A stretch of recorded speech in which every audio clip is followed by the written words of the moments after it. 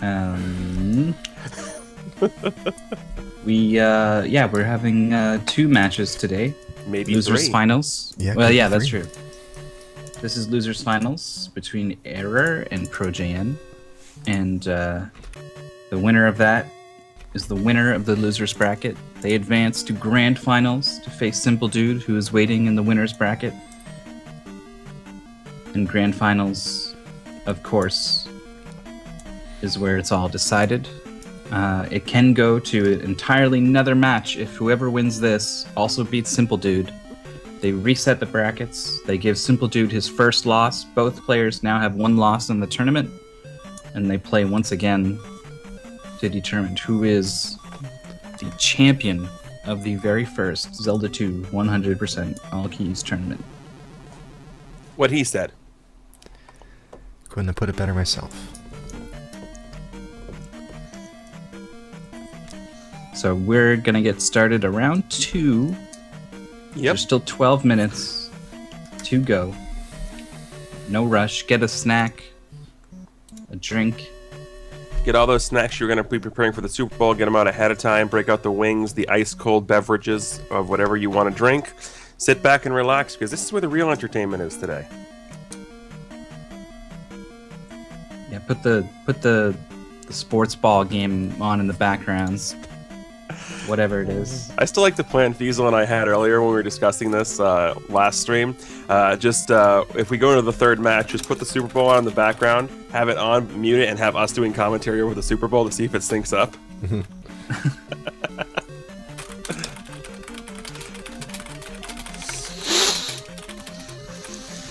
I wonder a little bit about what it's like to do sports commentary. Like how many people are in your ear or in your face telling you information? Honestly, it depends on what type you're doing. I have done it before, and for the most part, I've done it for high school sports and below, so nothing too crazy. But usually, it's you have your notes, you have a list of the players, and you call what you see.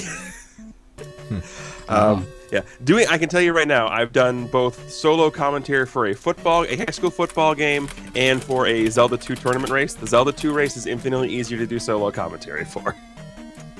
I'll bet. Oh yeah. Because that's pretty easy, because I've got the 2 screens right in front of me. They're 10 feet away. Doing commentary for a football game, you're up in a booth. So yeah, you have a TV, but it's one of those little tiny TV monitors like you see for wrestling at the announce table, the little tiny TV monitors. So you're having to pick numbers off of people's uniforms from that little tiny TV monitor.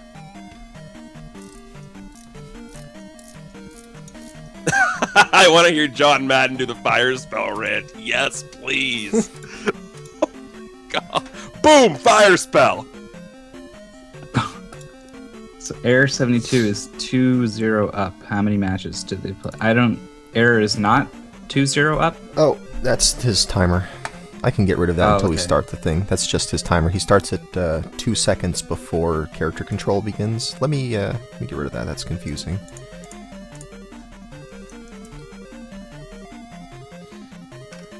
Fiesel, please. Well, the timers will be helpful once we get going, but for now, yeah, it's just information without a context.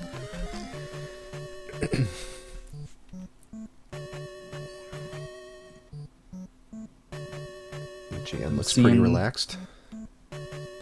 Error and JN in an SRL room. Oh, nice. Got the race channel going.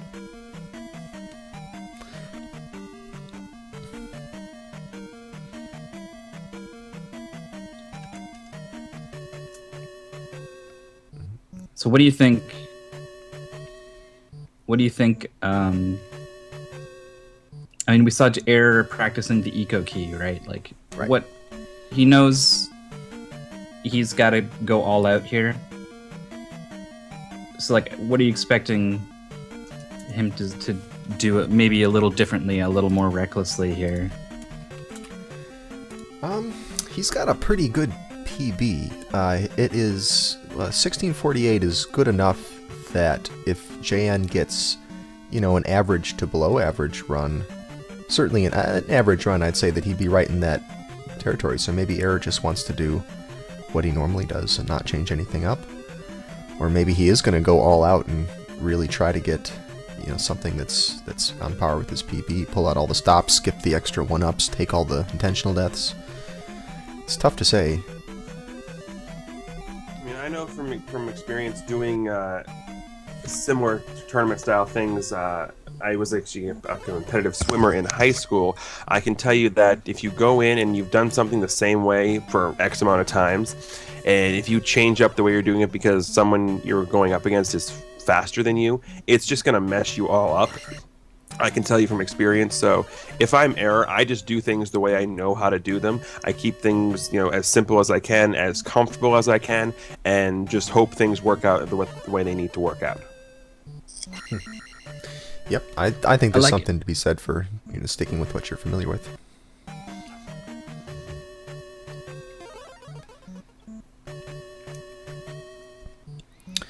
Well, hopefully he gets familiar with this eco key. Yeah, this is going to be important. This is one of those tricks that you really have to get, because if you screw it up, you're in a pretty bad position in terms of your resources. You use up the 2 bars for jump, but then you've got to also cast fairy after that.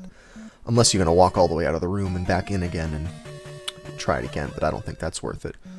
And then you also have a little bit of magic that gets drained from the bubble. Right, you use the magic from the bubble, so you need to get, let me see, you could cast fairy, and then you probably still have to get at least 1 blue jar, maybe 2 blue jars from the slime dropper or something if you wanted to get your magic back.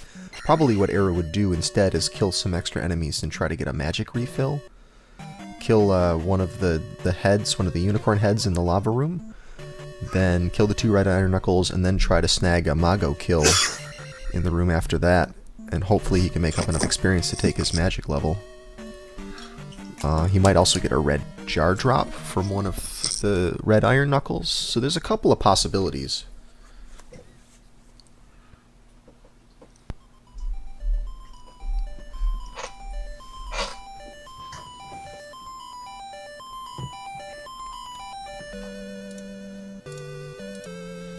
So who's chat rooting for? You got 3 Chat picks. think of all this? You got ProJN, you got Air72, and you got Simple Dude. Just going by the stats. Go Feasel. All right. Just going by stats. Simple Dude. I mean, he's got the best PB, but more importantly, he hasn't lost yet. He's in the winner's bracket. So the odds are stacked in his favor for sure. But it's not really about who you think is gonna win. I want to know who you want to win. Who are you rooting for?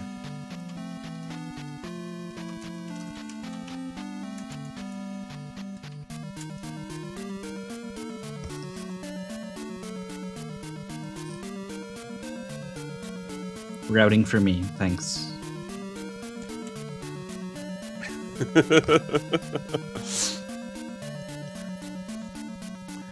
Yeah, I have 5 minutes till I have to become Mr. Professional Announcer. Until then, I'm having my fun.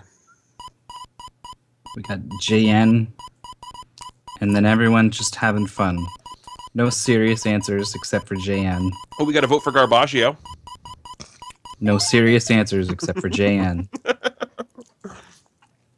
Error 72. There we go. Am I starting here? Was that them starting? Error's timer isn't going, so. Oh. No, this is not starting. Alright.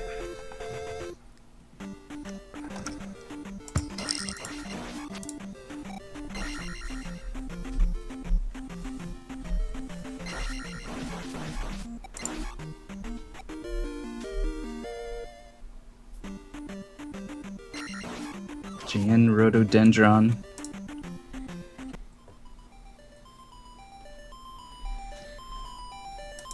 If you guys are watching the SRL channel, let me know when the race actually goes. Yeah, we can do that. Thank you.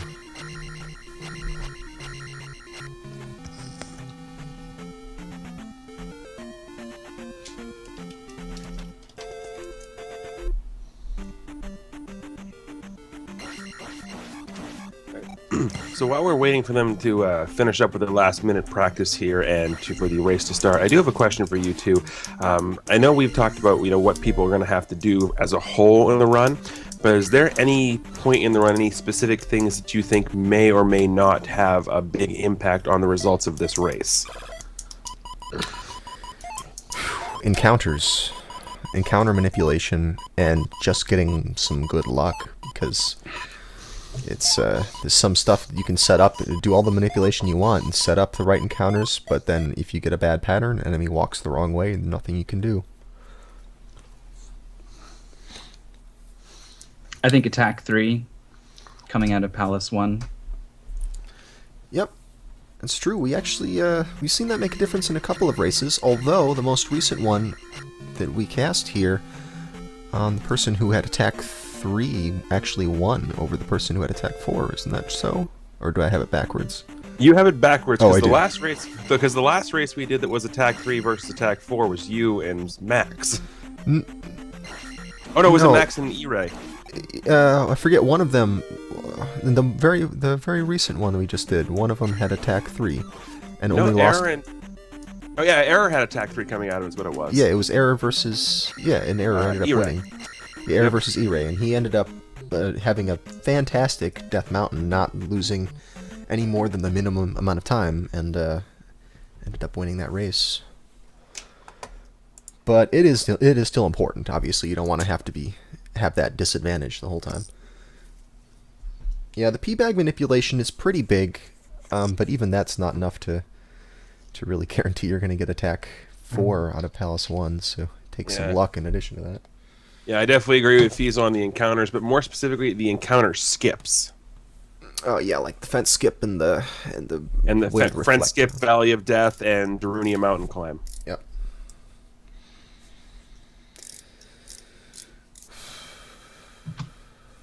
All right, the 2 players are ready. So when we are ready, we can just go ahead. Alrighty, well, We're ready. I believe we are ready. All right. I'm going to tell them. I'm going to give them the signal. Wave that checkered flag. With the other flag. That would be the end of the race. That wouldn't be fun. Oh, you're right. The other flag. It's a tie. It's a tie.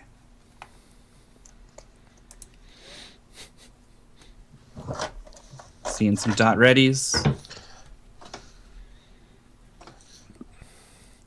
Okay, we're syncing on leaving the first screen. Leaving All that right. first Panda room. Medic is rooting for Phil. Rooting for Phil. He's not even. Oh, there He he was is. talking He's to there. her. Yeah, I was like, I suppose that's insult. Yeah. I don't know. There might be more Phils out there in the Zelda 2 community. We do have a timer. I just took it down because we were getting ready here. We are getting ready. Here we go. I'm gonna sync up as these guys are leaving this palace. Oops, I didn't do a very good job syncing, but we should be good.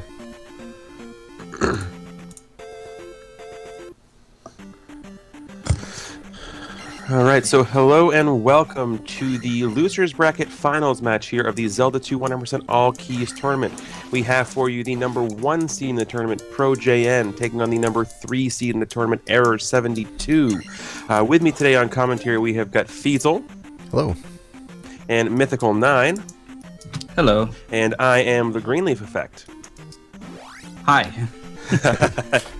Well, Hi. so So, far go we got ahead. 150 bag. Was Error that got it? Error got the 50 bag, And yes. JN did not. JN's still at 36, yep. So that means Error is going to be in a good position to end up with attack 4 coming out of Palace 1. That's the important thing at this stage in the game. The important thing is getting up to attack 4 when you put the crystal in the monument of Palace 1.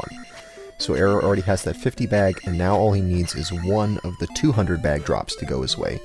50-50 chance of getting the 200 bag each time, and he has 2 opportunities, so 75% chance for Error. JN, on the other hand, has to get both of those 200 bags, so he has only a 25% chance. So once we get into Palace 1, we're going to start looking for P-bag or red jar drops.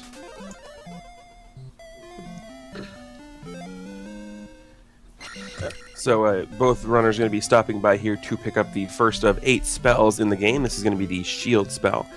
It's going to increase their defense. You're going to see it used periodically throughout the game and potentially in some tight spots, mostly against boss fights. But we're picking it up here because, as we said in the open, this is a 100% run, which means all of the spells in the game are going to have to be picked up, all of the dungeon items are going to have to be picked up, all of the attack items are going to be, the attack techniques, are going to have to be picked up, as well as all of the 4 magic containers and 4 heart containers scattered throughout Hyrule. That's right. Standard, 100%. All keys fair.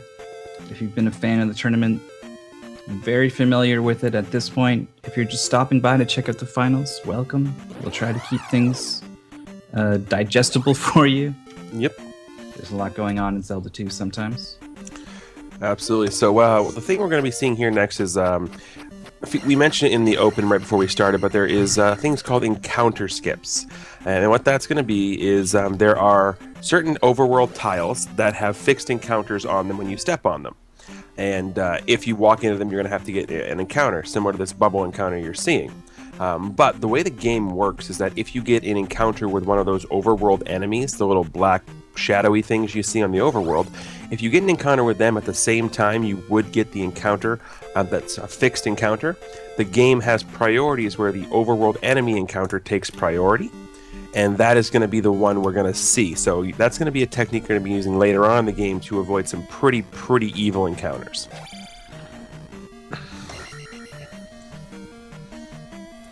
Well, both players in Palace 1 right now. Not very much to do at the beginning of this palace. This is all a pretty straightforward palace. Other than getting the P-bag drops that you need, there's really not too much that can go wrong here. The thing to pay attention to is the beam sword. It helps to have the beam sword. It just makes a few parts of this dungeon a little bit easier. So these guys are going to try to get as far as they can without losing that.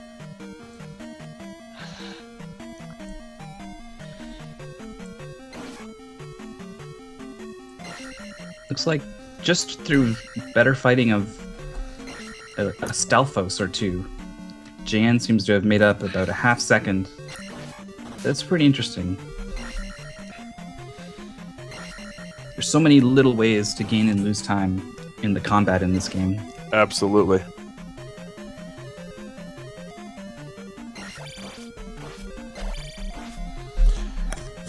Yep, so Feasel mentioned earlier, again, this is for those who may or may not, this might be your first time seeing one of these races, the gems at the end of these palaces. What they are is they are a mechanic in the game that when you defeat the palace, it rewards you by giving you enough experience to level up.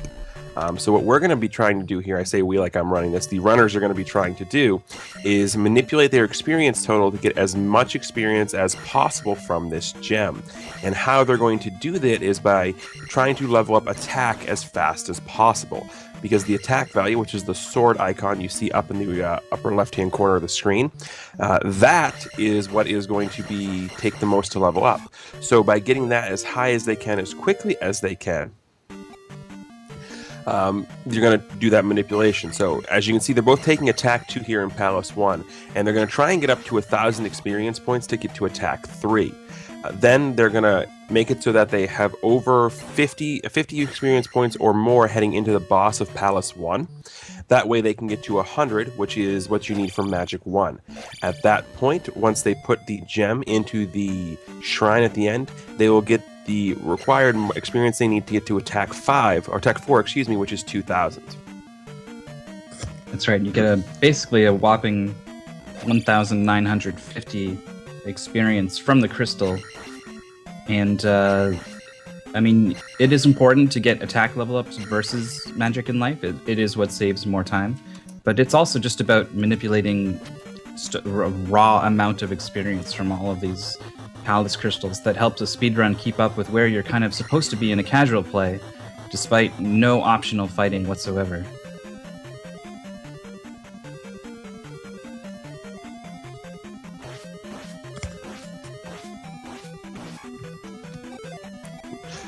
So coming up here, what you can see with the error side of the screen is we're coming up to the first of the dungeon items in the game. This is the candle. So for anyone who may be familiar with the candle in Zelda 1, this doesn't actually produce any flame. You can't burn anything with it. What it does in this game specifically is it's going to light up dungeons and caves specifically. So that cave you saw that was in the dark as we made our way over here, when we get back to it, we're going to be able to see what's going on.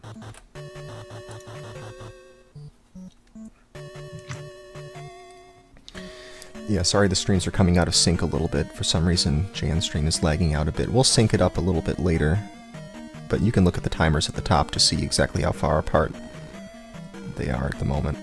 Error is in the lead, even in addition to the apparent lead from the delay.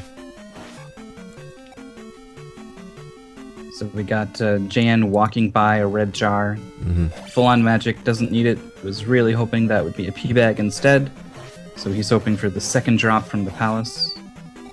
Yeah, but even that's not going to be enough for him because he needs to get both if he wants to get attack 4. So at this point, I think he's stuck with attack 3 strats. Yep, absolutely. Nightmare. Seed number 3 and seed number 1 is referring to their seeding when the tournament itself was created. So if we go to challenge.com/Z2 tourney. There you go. Oh, we have that. So if you go to that link right there, you'll see the brackets for the tournament, and that is what it is referring to. Good horsehead fight there from Error. Really good horsehead fight. And he has enough experience. He only needed to have 50 experience before fighting Horsehead, and he had more than that. So here we go. He places the crystal in the palace, and the game gives you a little bonus, takes you up to the next level that's available to you, which in this case is the attack 4 level, so it's going to boost him all the way up to 1,000. Jan going to have a little bit of a harder time with Horsehead because his attack is only 2. So another 3 hits it's going to take. He had to let Horsehead back up even farther. But he did great. 2 cycles there on Horsehead. Just fine. Yeah, so as you can see, we can see what's going on now in this cave. This is the result of the candle item that we picked up in Palace 1. Now, normally your Zelda games are all about going around dungeon crawling, getting the items and all of that. And normally the way it's supposed to happen is you're supposed to have a couple of things to do between each dungeon. So you have a little bit of exploring and then dungeon, a little bit of exploring, dungeon. But we're speedrunners and we don't like to do all that exploring, in between when it's going to take longer. We like to get it done all at once. So there's going to be a bit of portion of time here where we're going to do a little bit of, not necessarily sequence breaking, just doing things in an order the game didn't intend you to do them. And that's going to allow us to get quite a lot of powerful spells and items that are going to make our trek through Hyrule a lot easier. Starting with the item you just saw Error get, that is a trophy, and that is one of the spell trigger items in the game. In order to get most of the spells in the game, you need to have a spell trigger, and basically each town has something you have to do to allow you to get the spell. And this town we are in currently, the town of Ruto, the trigger is retrieving that trophy from the cave and bringing it back to the woman who needs it. Yep, there it is. Error's talking to the woman right there, who lets you into the basement here, and you can get the jump spell. Jump spells can be required to leave this area. You're stuck in this whole northwestern part of the map until you get the jump spell that lets you go through this cave to the south. And we see both players are in the town right now. I think what I'm going to do is sync up again since Error's stream has gotten ahead of JN's, so I'm going to pause them both when they get to 30. At 10:30, I'm gonna unpause. So you guys. Yeah, sync it up is there. a bit deceptive because right now they're actually about a second or two apart. Yep. All right. Actually, I got a 31 is when I've got them paused. So just pause until they both up to there. Yep. Yep. All right, so one of the big key things for this cave coming into a jump cave is going to be maintaining beam sword for as long as possible. Reason being is there's some enemies coming up that having beam sword and having that projectile out in front of you. Wait a second, gotta interrupt you here. Right Yep. now is when you want to unpause. That was 10:31. All right, sorry, go on. Oh, I was going to say that coming up through jump cave, maintaining beam sword is the highest thing you want to do. Or the easiest thing you want to do, excuse me, because it's going to make going through these a lot easier with specific enemies. Yeah, Beam Sword is pretty helpful, and also getting your attack level sooner is going to be helpful as well. So even though Error doesn't need any P-Bag drops, once you get attack 4 out of Palace 1, you're all set on P-Bag drops. You're fine, no more RNG to the drops for the rest of the game. But the sooner you can get your attack level upgraded, the better, so you will see these guys try to pick up P-Bags. And JN absolutely needs P-Bags. He needs to get a bunch of them if he wants to make up the experience that he's missing. Ooh, Error. All right. Ooh, sorry. Encounter manipulations coming out of Jump Cave here. Both players ending up with an encounter. One in the swamp and one in the forest. Ooh, Error gets a second one, though. That's gonna really set him back. Typically, if you get one encounter, you're gonna most likely get a second one just because you have that much farther to walk. Sure enough, both players with their second encounter, and looks like JN getting a third. This is pretty bad, I think. One, you can get out of there with 0, but I think 1 is about One's about average. Yeah, if you get the encounter late enough, like if you can get far enough before you get that first encounter, then you can often get to Bagu's house without any more, because you can dodge the next set and then get to Bagu's house before set 2 appears. But when you get an encounter that early, it's actually pretty tricky to get all the way to Bagu's without getting a second one. But both players in town right now, this is the town where you get the life spell, also called the Water Town, or the River Town, is it? River Town of Saria. River Town of Saria, there you go. Air is picking up a mirror under that table. Jan's about to pick up that same mirror. That is the trigger item that lets you into this house right here.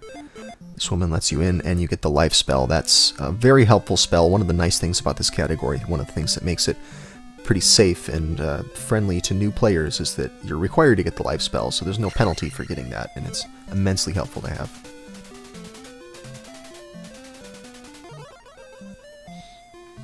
Yeah, this is the losers finals. This is the finals of the losers bracket. Both of these players have been defeated once. Now, one person's going to make their way out of the losers finals and play against Simple Dude in the grand finals. That'll be right after this. The winner of this is going to go up against Simple Dude as soon as this race is over. Simple Dude, the only undefeated player in this tournament still. We see we see Error not refilling his magic. Nor is... Oh, JN is going to refill his magic. That's sort of a judgment call there, whether you need it. Technically, Error could take Magic Level 2 in Death Mountain if he wants to. JN does not have that luxury, so he certainly isn't going to have another shot at refilling his magic.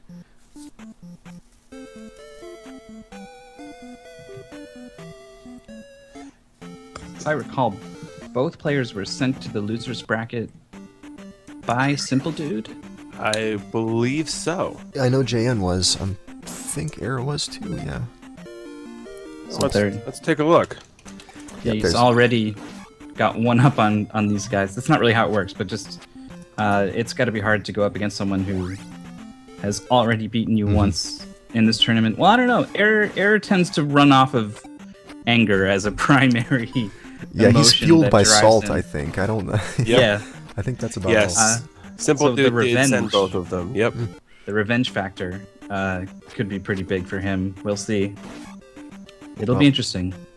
Whoever one of these, whichever of these two players advances to face him, it's going to be a blast. So we're seeing a Death Mountain from both players here. JN One not with doing attack double 3. hits. That was interesting to see. Yeah. Error did double He's, hits on that Daria. He didn't. I don't know what that's about. JN usually very comfortable with things like that.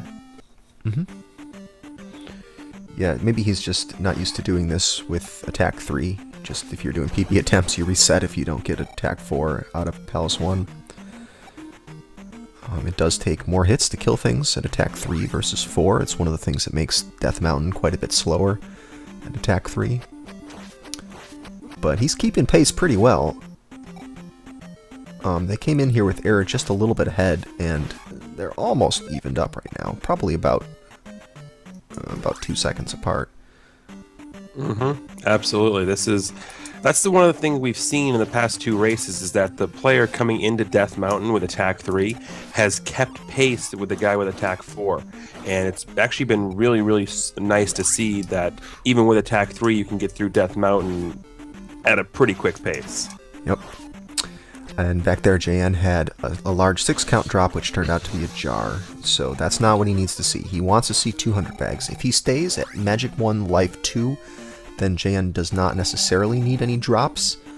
Maybe some of the small enemies, some of the change from the small enemies might not work out in his favor. He may end up a few experience short and have to kill something extra. But technically with 3, 1, 2, you can still make it without any drops as long as you don't take any other level ups. But he certainly wants to get some 200 bags. Got another 4 opportunities, I think. Error doing a great job with the double hits there. JN, oh, he's up to attack 4. That's important because in this room, if you have attack 3, you've got to let this red Dyra come a lot farther out from the wall before fighting him.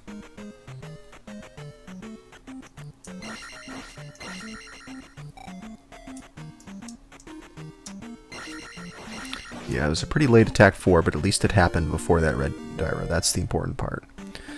Well, Error with the hammer. Grabs the hammer. Yep, first one there. And another 200 bag for him. That's his second so far, and he didn't need any. So Error's getting all the luck that JN's not. JN grabs it. 17-15. So they're not too far apart here. Zelda 2 can certainly widen this gap or close it or reverse the lead by an equal margin quite easily with a rather simple mistake in a couple of crucial places. So this is definitely anyone's race. Now, as for the hammer item that they just picked up, what that's going to do is you guys may have seen some boulders on the path as we've gone through here. There was one in the swamp on the way to Bagu. There's actually one right outside this cave as we get there. And the hammer is going to allow them to smash boulders on the overworld. In addition to that, if you turn the hammer around the other way, it also has an axe on the other side of it, so it can also allow us to cut down trees, which is also going to become relevant much later in the run. Much later. But yep, multi-purpose tool there. And JN getting more red jars there. We saw he had a red jar coming out of the hammer. Yet another red jar for him. So he's really going to need to start stepping up his luck game.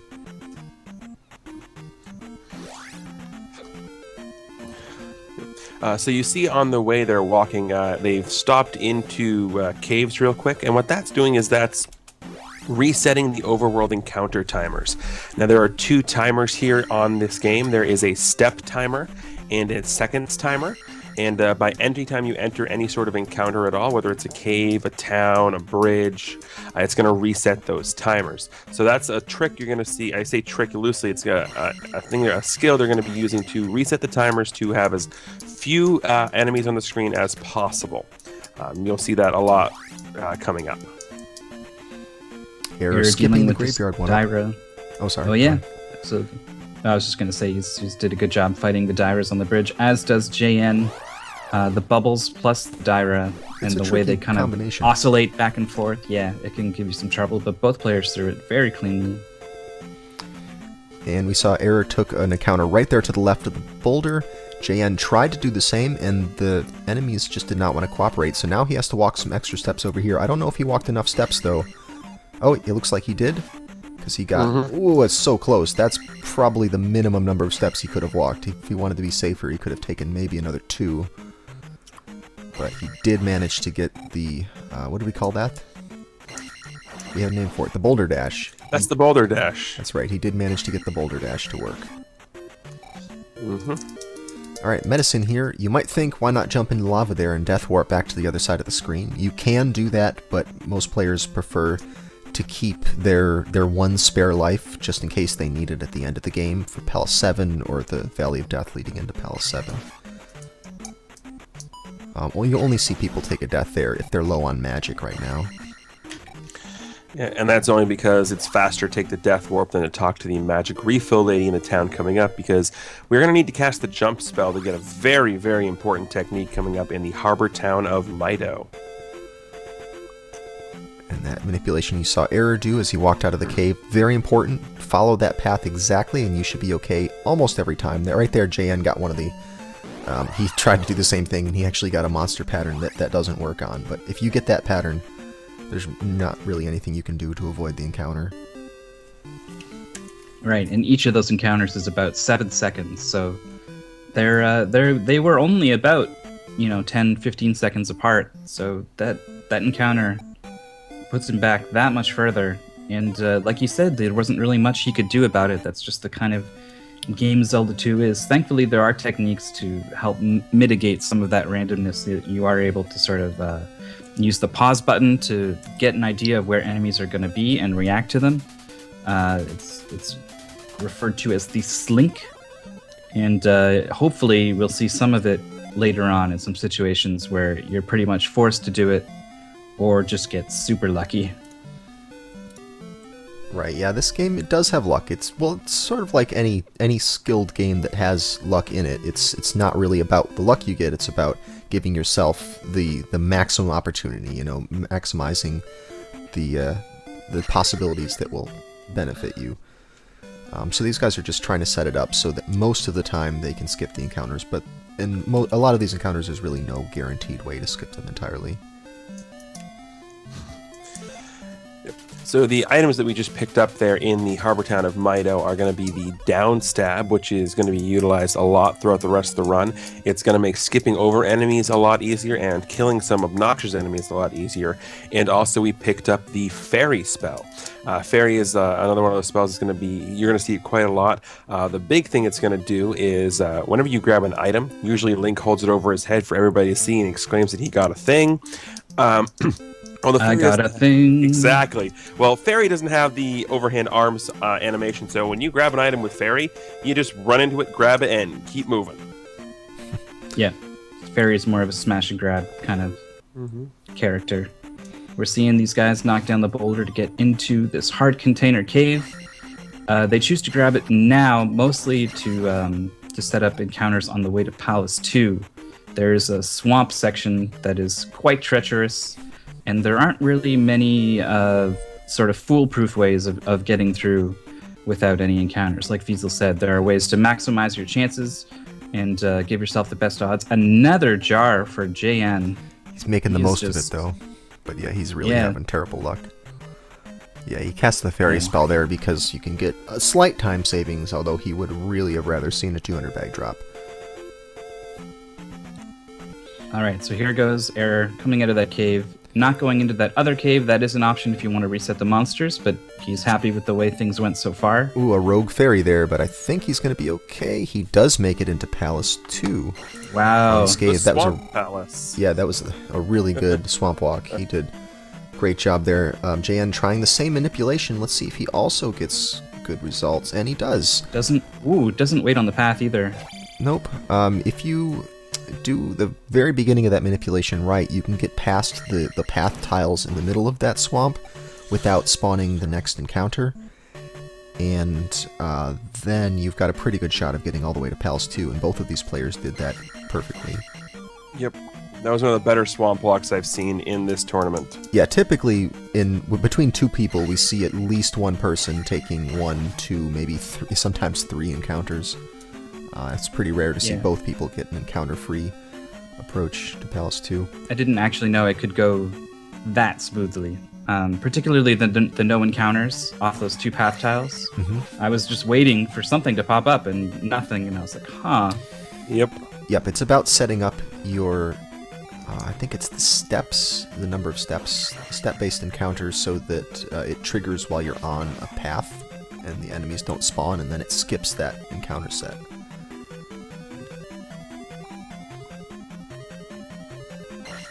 Yep, and while we're making our way out here to Palace 2, just want to throw shout-outs to the guy who designed the lovely backgrounds you're seeing us switch through here. So big shout-outs to Scavenger216 for designing all of the backgrounds you're going to see here today.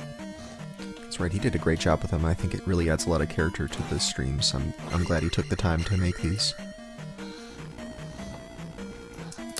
Well, it's a pretty straightforward palace, although quite a bit harder than Palace 1. There's a lot of things that can go wrong, and there's some experience juggling, I guess.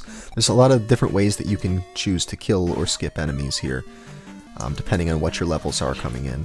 Air is in great shape in terms of experience. He's gotten several P-Bag drops so far. He's about to get his Attack 5, which is exceptionally early for getting Attack 5 in this run. Air choosing to ferry rather than take his chances on the rest of this lava bridge, one of the most dangerous rooms in the game. Yep. Because anytime bots and lava are involved, it means bad things are going to happen. Yeah, it's a bad combination. Bots are the little blue slimes, and they are completely unpredictable. They can change direction at any time. They can jump at any time. There's no way to read and react to what they're going to do. Yep, very hard to So read. if they decide to jump at the wrong time, you can be taking a lava bath. So JN navigates them. It gets another jar. Unbelievable. Wow. Yep, it's really not working out for him. So he gets a free jar right there, so he didn't even need a jar drop. Air getting some terrible block patterns, deciding to ferry. This is really going to throw a monkey wrench in his plans. I bet he wanted to save that ferry for the glove pickup to save a few seconds there, or maybe even have a little bit of magic to cast life with, but not happening for him now. He'll just get the red jar there. No I big guess deal. he can get the way back. He just gets exactly when the he drops needs it, wants. he'll get it. And meanwhile, JN having to do the same Exactly thing. Wow. the same thing. It was the exact same pattern. Yeah, it was the exact same pattern, and he had to also use the fairy there. Fortunately, Jan's going to get nothing but jars, so he'll be fine on magic.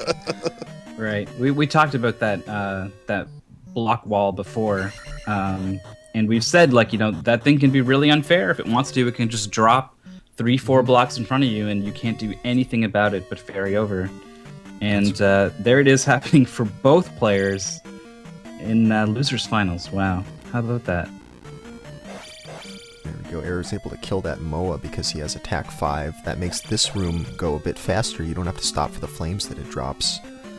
So Air can skip these Iron Knuckles. He's got so much experience. He's going to skip all 3 of the skeletons here. Probably only 2 of them are going to spawn, but he's going to skip all of those. JN here has to actually deal with the flames dropped by this Moa because at attack 4 you can't kill that thing. Or at least not through He also normal needs means. to kill these Iron Knuckles because he's looking for every scrap of experience he can get, and he needs even more than he really should because he just got his, Another? 6th, 7th jar in a row? It's got to be something Has he like got that. a 200 P-Bag No. yet? He's not got a Just single hasn't. 200 bag. Just hasn't got it. So we'll see. I mean, JN is about as seasoned a Zelda 2 player as they come. So if anyone could deal with this extremely rare and awkward situation, I think it'd be him. Well, man, let's hope. The other thing to remember, though, is that when these guys are doing PB attempts, they're going to reset if they don't get optimal leveling. So it may be that the more experience you have with the game, the less tolerance you have for that, and you just don't even bother to play it out. But like you said, though, I think Jan, one of the most experienced players out there, so I'm sure he can make something out of this. Hey, look, another jar. Yeah, Yeah. of course.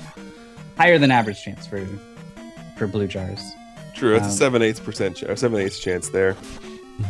Yeah, the way things are going, you think you'd get nothing but the rare drops. Yep. But I do love the chat referring to this as the 100% all jars run. That's what it's been so far. Okay, Yep, we got a blue helmet jar. head fight. Me too.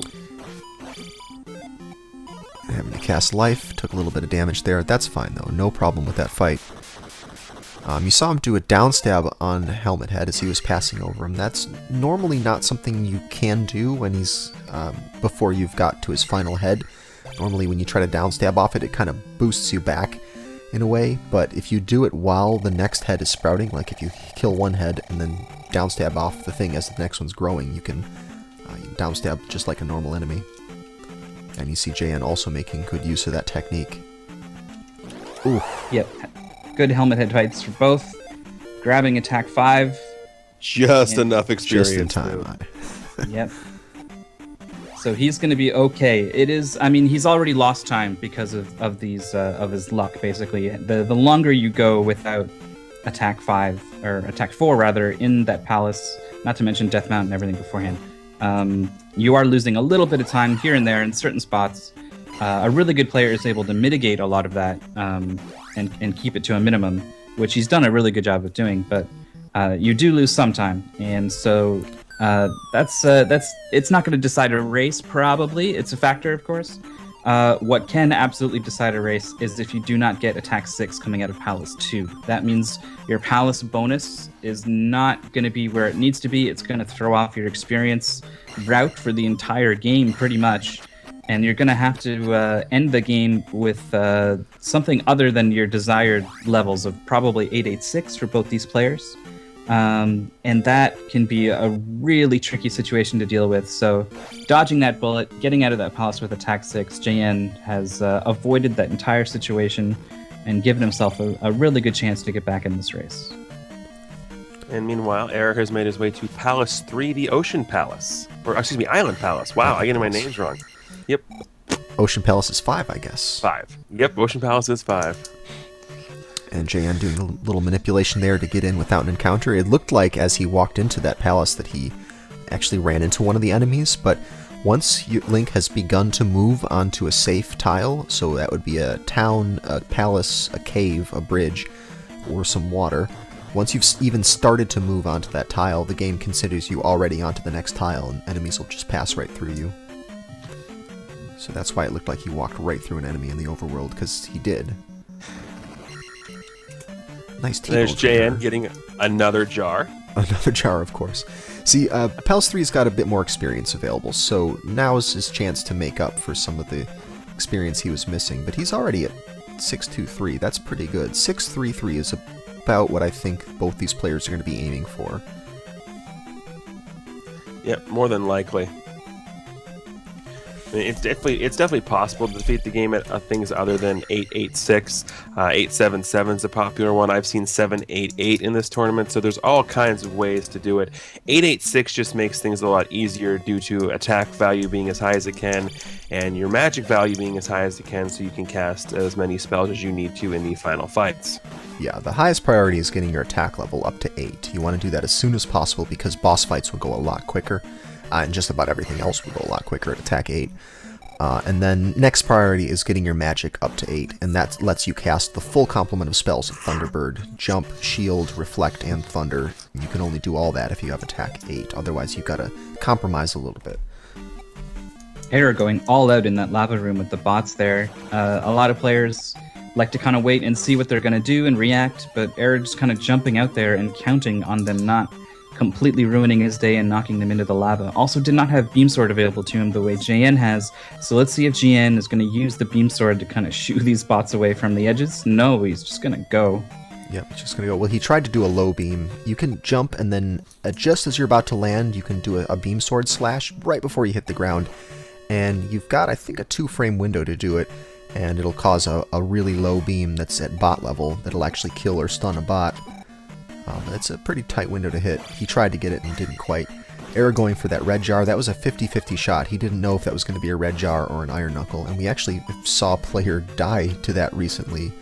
Tried to go for that jar, but instead an iron knuckle popped out and killed him. So kind of risky. JN here casting jump, though, because this is the preferred way to do this room. You don't have to worry about bot luck at all.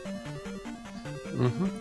And to go back to what Fias was addressing for a second, the Iron Knuckle Red Jar thing, there are certain statues throughout the palaces or some blocks that you can break that will have the opportunity of having items in them.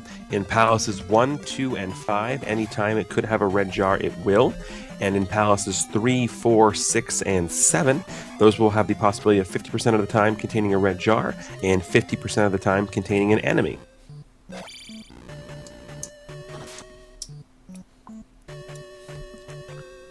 Still a fair bit of Palace 3 here left for both players. JN about to do this sort of Tetris block dig. This is a very familiar move when you run this game. This room gets kind of copy-pasted a couple times. So you have to do this 2 down, 2 right, 2 more down, 2 left maneuver to get these keys that are buried quite a bit. And you get pretty good at it. So these guys are very smoothly digging through these blocks very efficiently. Meanwhile, Era making his way to the boss of Palace 3. This is Ribanak. It is just basically an angry blue iron knuckle riding in on a, blue horse as opposed to a white horse.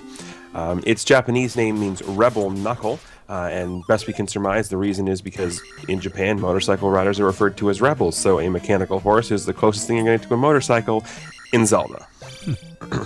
That's cool, actually. I didn't know he was like a motorcycle gang, Iron Knuckle. I picture him like straight out of Mad Max. Straight out of Mad Max. Straight out of Hyrule. All right, so we got a good fight from Error there, hoping that he will go left, but he doesn't. He goes right. Basically, you want him to get underneath your sword so that you can pogo on him. You really don't want him to go left, because that means he's going to be off the screen. You need to back up all the way to the right side of the screen to give yourself enough space to fight him. If he goes right, well, you need to go right anyway, so you can kind of just, work your way over there and give him some hits as you go. It's not as fast as if he cooperates and you get those down stabs, but it's not that much slower. So he loses a couple seconds there, but not enough to make or break things. He's definitely still in this race. Yep. But the item we got in Palace 3 is the raft, and as you can see, it allows us to get from the western half of Hyrule to the eastern half of Hyrule. But therein lies the problem, because again, this is a 100% run. So getting to the eastern half of Hyrule, we have to enter this town. This is Nabooru Town, and we have to pick something up here. The fire spell, because it's required. And remember the spell triggers I was talking about earlier? Well, this has got to be the worst one in the game, because this woman coming out of this house right there, she wants water, and she lives about 20 feet away from a water fountain. So, as the hero of Hyrule, Link has to go get her water from the water fountain 20 feet away. And finally, when you give the lazy woman her water, she'll give you access to her house, which contains the fire spell. Yeah, not a very useful. It's cool in theory. I mean, your sword shoots fire from its tip. It sounds cool. It just doesn't do anything. It looks cool, and Error is going to use it. I'm not sure if JN will, but I know we've seen Error use it in the past to kill some Tektites. There's a few enemies. There's Zoras and there's Tektites are really the two enemies that you would use that on. They're normally invincible to your sword. Not very important enemies. You can just skip them, but Error does use it to kill some Tektites to shift his 6 count. On the way to Palace 6, so we might see it there, and we might see it if someone is pretty far ahead at Dark Link and they just want to mess around a little bit. These things right here that, wait, there we go, that Error is bouncing over right now, that's a Zora. Well, right here, the spot that Error is in, there's a forest that needs to be walked through. We're going to walk through it 3 times. This is the first time out of 3. This is probably the easiest one to manipulate the monsters at. What you see Error do right there, it works almost every time. Just follow exactly those steps that he took, and it'll work for you.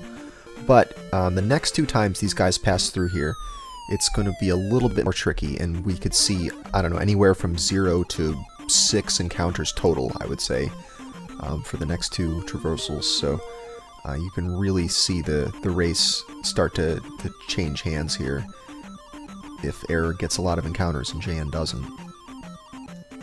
There's also an opportunity to skip some forced encounters.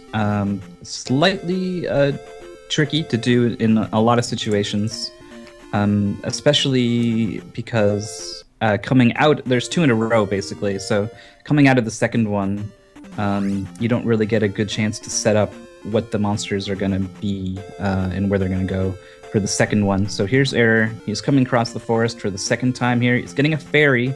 Fairies, you actually don't want to see them in this game because they behave differently from regular monsters. You can't really count on them to do anything, really. They're going to go where they want to go. So that's going to throw him off a little bit. He runs away to avoid a fairy, gets into encounter, and now he's got a second encounter here. JN detouring for that 1-up, and then he waits just a little bit. Oh man, Error was really trying to get that encounter skip. The enemies did not want to help him. He finally got the large enemy encounter to come his way at the end, and he was a little bit early. He started moving just a little too soon, whereas JN had an excellent forest walk and a first try encounter skip. So JN just made up like that. all the time, just like that, made up basically all the time he was missing. And he's, oh, come on, give him a cooperative pattern. Not a very cooperative pattern. JN's going to have to just go into this bubble encounter. This is the one that's interesting, too. JN has normally been a fan of just going straight in, not even trying for this second encounter. Yep, that's true. It's certainly on the way out, because then you can at least encounter skip the bubble one, which is more dangerous. Error gets the rooftop jump on the first try with a little bit of a rock back there. That's pretty good. You see players losing a lot of time there if they don't get it right. Yeah, we had a race. Oh, which one? I don't remember It was which probably one the it was. one with me where it took me like 7 tries yes, to get up Yep. there. actually, I think it was. And basically, yeah, their lead dissipated entirely because Completely. of missed super jumps. Speaking So of here's missing JN here. Yeah, he's JN's having- usually got a pretty high success rate, so a 5 jump for him is definitely below average. And He's just smiling. like that, he's down another 4 seconds or so. Yeah, he's smiling. He's he knows smiling about that it. He's okay. He he's knows- normally doing better than that on that super jump. It is tricky, to be sure. If I were to try it, it would take a heck of a lot more than 5 tries for me. Right. Me too, Mythical. It is a 1-frame trick, but you have a nice visual cue that you can use, and there's no risk, and the time it takes you to retry it is minimal, so it's not really a bad 1-frame trick. It's not the kind of thing that people dread about ruining their runs over. But it's important. Certainly for JN now, he needs to be making up some time. So what that super jump led to was the upstab technique. Not nearly as useful as the downstab you've been seeing, but it's still going to have a couple of uses here throughout the game. And the other thing that we're picking up here, you see JN grabbing it right now, is the reflect spell. That is going to allow us to not only defeat Wizrows, because in the 6 years between Zelda 1 and Zelda 2, they became immune to being stabbed in the face, and the only way you can defeat them is by reflecting their magic back at them. So we're going to do that by casting the reflect spell and giving our shield the ability to do that. You also need that because the boss of Palace 4 is a very, very angry, very, very large Wizrow by the name of Karok. And in order to defeat him, you have to reflect his spells back at him too. So Error coming out of Darunia, getting a very good first encounter skip, but having to JN rather going into this encounter skip into the encounter he wanted to skip rather. Meanwhile, Error moving across the forest, he did have to go through one of these encounters, and it looks like JN's gonna try to skip, and it looks like he got it. So normally he would go for that. He would just go and not try to skip it, but he waited and he's rewarded for it. So we'll see how his trek across the forest goes. It was pretty good for Error. Good pattern so far. And Oh, this JN. is- Oh, I think he may have gone down 1 square too far there. Yeah. Yeah. He was doing really well so far. So far, so good, but then he just got into that encounter in the forest, which means he's going to get probably 1 more encounter. Except he gets a lucky back spawn, so that's worked out as well as it could have for him. Pretty much, yeah. But yeah, there's a certain pattern these guys were trying to walk there, and if you don't get it, if you end up getting an encounter where you're not expecting one, it really throws off the rest of the walk, and you can get another encounter, 2 encounters, 3 encounters maybe, before reaching the bridge.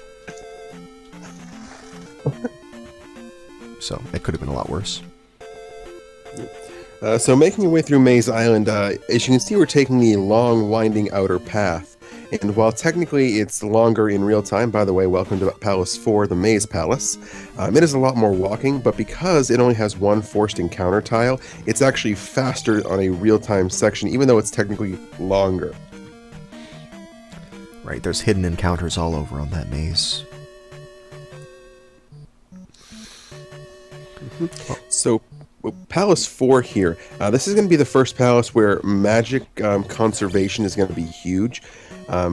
Utilizing magic is a big thing in this palace, and we mentioned it earlier, but this is the palace where all of those extra lives we've been storing up, this is where they're going to be put to use, because there are 3 rooms that involve lava, bridges, and random enemies. And those are going to be the rooms where there's a potential for each of the runners to take a death warp. You can see Error in one of them right now.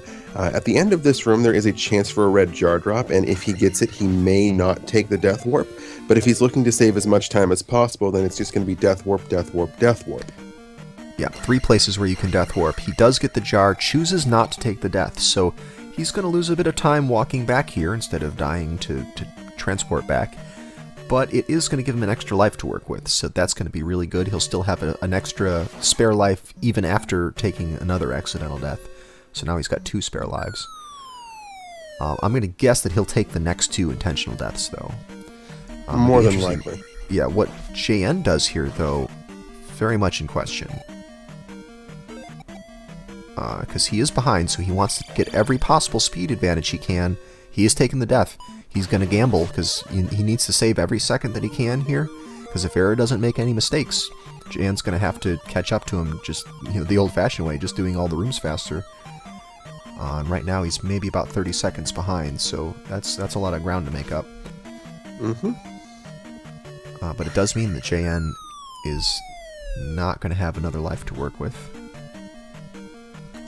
Right, but considering that JN and Simple have been trading world records back and forth in this game for a bit, that's something that they're going to do in PB attempts anyway, so JN's used to playing that way. Mm-hmm. And he does get to cast Fairy here, which tells me that he's going to take a death in this next room as well. This room that Error's in right now. Error takes the death. There's not a red jar right there. He didn't even slash the statue because there's nothing there. The next room that we come to like that will have a red jar. But I expect Error will take the death in that one too. And so meanwhile, you saw both of them cast Fair to get the item of this dungeon. Those are the boots. Now what those boots are going to allow Link to do is they allows Link to walk on shallow water only. Only problem is there's no differentiating tile set in this game, so you don't know which water is shallow and which is deep. So once you figure out what you can do with them, you're just sort of walking around and bumping into random walls that you can't walk on even though it looks like you can. But that won't be a problem with these runners because they know the patterns they need to walk on, so they're just going to make it look simple and easy. Yeah, many a kid spent many an hour wandering around Hyrule, bumping up into tiles of water, hoping and praying. We will cut all of that out of this race and just go the way you're supposed to go, thankfully. And we're getting another Tetris block dig here from JN. He's still about 30 seconds behind Error. And there's still a fair bit of game to play here. Lots of opportunities to catch up and make this 35 seconds disappear. So he's not too disheartened, I'm sure.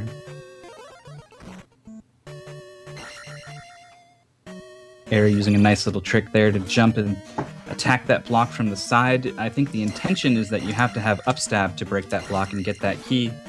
And while these players do have it at this point, it's just faster to get into the ceiling a little bit and break that block from the side.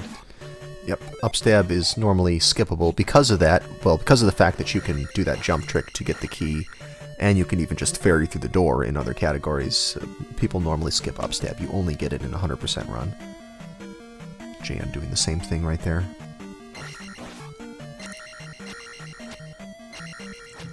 Yeah, now the boss coming up that we're going to be seeing, Karok. Karok is one of the two bosses in the game. Your attack value does not matter. It's going to take 8 hits no matter what, and that is because, as we mentioned earlier, you're reflecting beams back onto him. So this is a completely random fight because Karok will appear and disappear, similar to how you've been seeing the Wizrobes do in the dungeon. So if he doesn't want to appear in the path of a beam, then you just have to sit and wait and hope for the best. Error taking that death, not checking for the jar, just planned ahead of time, this is what I'm going to do. He still has 3 lives. It said 3 So when he died? he's, Yeah, that makes sense. Because he skipped So one of the he's, deaths that he normally would have done. Yeah, and he grabbed the graveyard one up. He didn't. Normally you have an He did extra not. life. You normally have a spare life that you use in Valley of Death. JN using he took all 3 deaths here, so he still has his 1 spare life that players normally would have, even if they were doing record attempts. Oh, you know what it is? I've been casting Mega Man 2 races, and they count the lives differently. It's 1 based instead of 0 based. Yeah, this game is weird Anyway. because when you die, it's shown in 1 base numbers, but then when you look at your status screen, it's in 0 base numbers. Alright, Error coming So up we to got a Karok. Karok fight here. Gets the first hit.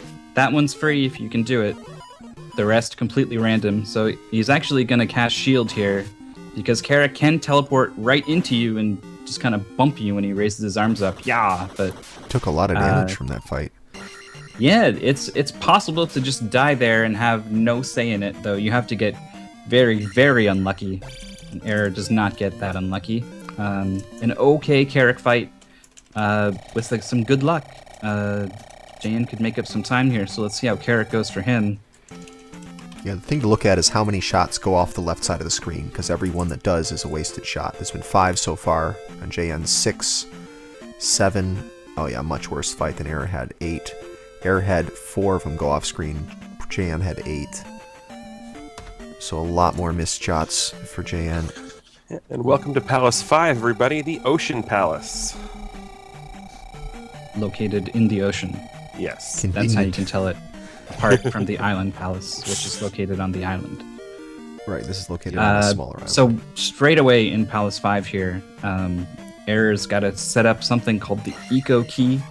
It is a very difficult damage boost that prevents you from, saves you the magic from casting Fairy to get through this room, which is the intended way. So he's cast Jump here, he's committed to going for it, he backs up, he misses it. So he fairies to get over this wall, and now he doesn't have the magic he needs to cast Jump later on in this palace, and he's going to have to figure out how to deal with that. Right, I think that he botched his setup. Normally you don't have to do a little walk back like that. You walk up to a certain place and then stop moving. I don't think I've seen him use that particular setup, so I think that he must have realized he was standing in the wrong spot and tried to correct at the last minute. Let's see if Jan can get it. Yeah, Jan stops in that spot and slashes his sword a couple times to delay, but he does not get the boost either, so that was Jan's chance to make up a big chunk of time on Error, and he did not manage to get it. So now he's got to go back for this key, and he's also got the problem to solve. How do I get my magic refilled before the falling block room? Error is trying to find a Mago to kill here. He's trying to snag a Mago kill. Oh, he's going to go for this skull instead. He's going to need more than that, though. If I were him, there we go, he gets his Mago kill, and he gets his magic refilled. That's what he was going for. He was probably just killing the skull to get it out of his way while he waits for the Mago. It could be, that could be. But yeah, what he wanted was to cast Jump in this room, because this falling block room is a lot slower if you don't have the Jump spell. And that's the problem with failing the Eco Key. That block knocked him down. He did not want to have to upstab that block out of his way because it killed his momentum. He finally gets that key there. You know, that's a pretty slow block room, all things considered. So let's see how it goes for JN here. He also has got his level up, so he's refilled his magic. He's got access to the jump spell. And oh, another block just trolling him. But overall, a much better block room. And a good, 5 seconds made up there for JN. Yeah, that was pretty big there. JN had that room go pretty smoothly, and Error had... we've seen worse rooms in this race, but that wasn't anything to remember. That might be top 10 in the bad category. I don't know. Absolutely, yeah, easily. Probably. And not his fault. I mean, it's completely random where those blocks are going to fall. There's no way to predict it. You can't blame the players for having a bad falling block room. Sometimes they miss a jump or a swing of the sword or whatever. Although the hitboxes on the keys are really something. You can see someone stab right through a key and not pick it up. But you're right. That was not a user error. That was completely up to the blocks. So let's see. They've both picked up one Mago kill to pick up those magic refills in a timely manner. We'll see if they're looking out for any more extra kills. They're pretty nice and juicy, 200 experience, and you can kill them without really stopping if As you saw, Error did right there. Yep, exactly. Just 2 hits to kill them, so depending on where they are, you can do a jackhammer or a downstab and a turnaround slash. Speaking of the jackhammer, there we go. Error taking out that blue iron knuckle there. Jackhammer basically refers to mashing down whenever you're stuck in a ceiling, and basically there's no attack animation associated with the downstab. It just comes out in one frame, so you can do it as fast as you can press down on the D-pad, and that will rack up a lot of damage really fast. It's just there's only a couple of places where it's useful, and mostly it's these 3-tile high hallways with the iron knuckles, but there is a boss or two where we might see the jackhammer put to good use. Yeah, maybe this one. We might see him jackhammer used in this one. We'll see. Alright, well, Error is... he's got, I think, enough... He's definitely got enough experience. If he killed that extra Mago, he wanted to take a magic level in here anyway, so 844 is where he wants to be, and he's already got 800 experience, so he's got plenty of XP. He only needs to have about 700 by the time he reaches the boss. And he's got way more than that, and JN also is going to be fine on experience by the time he gets there. Yeah, well, JN had an easier time getting his Mago kill for the magic level up, so not to mention the block room. So he's only about 15-20 seconds back, and on top of that, he got the swag key grab with the wall bounce. So he's in good shape. Yep. Snagging a red jar from the ceiling there, JN does. It's one that not a lot of people know exists. If you're not someone who's familiar with watching 100% speedruns of this game, you probably didn't even know there was a jar there.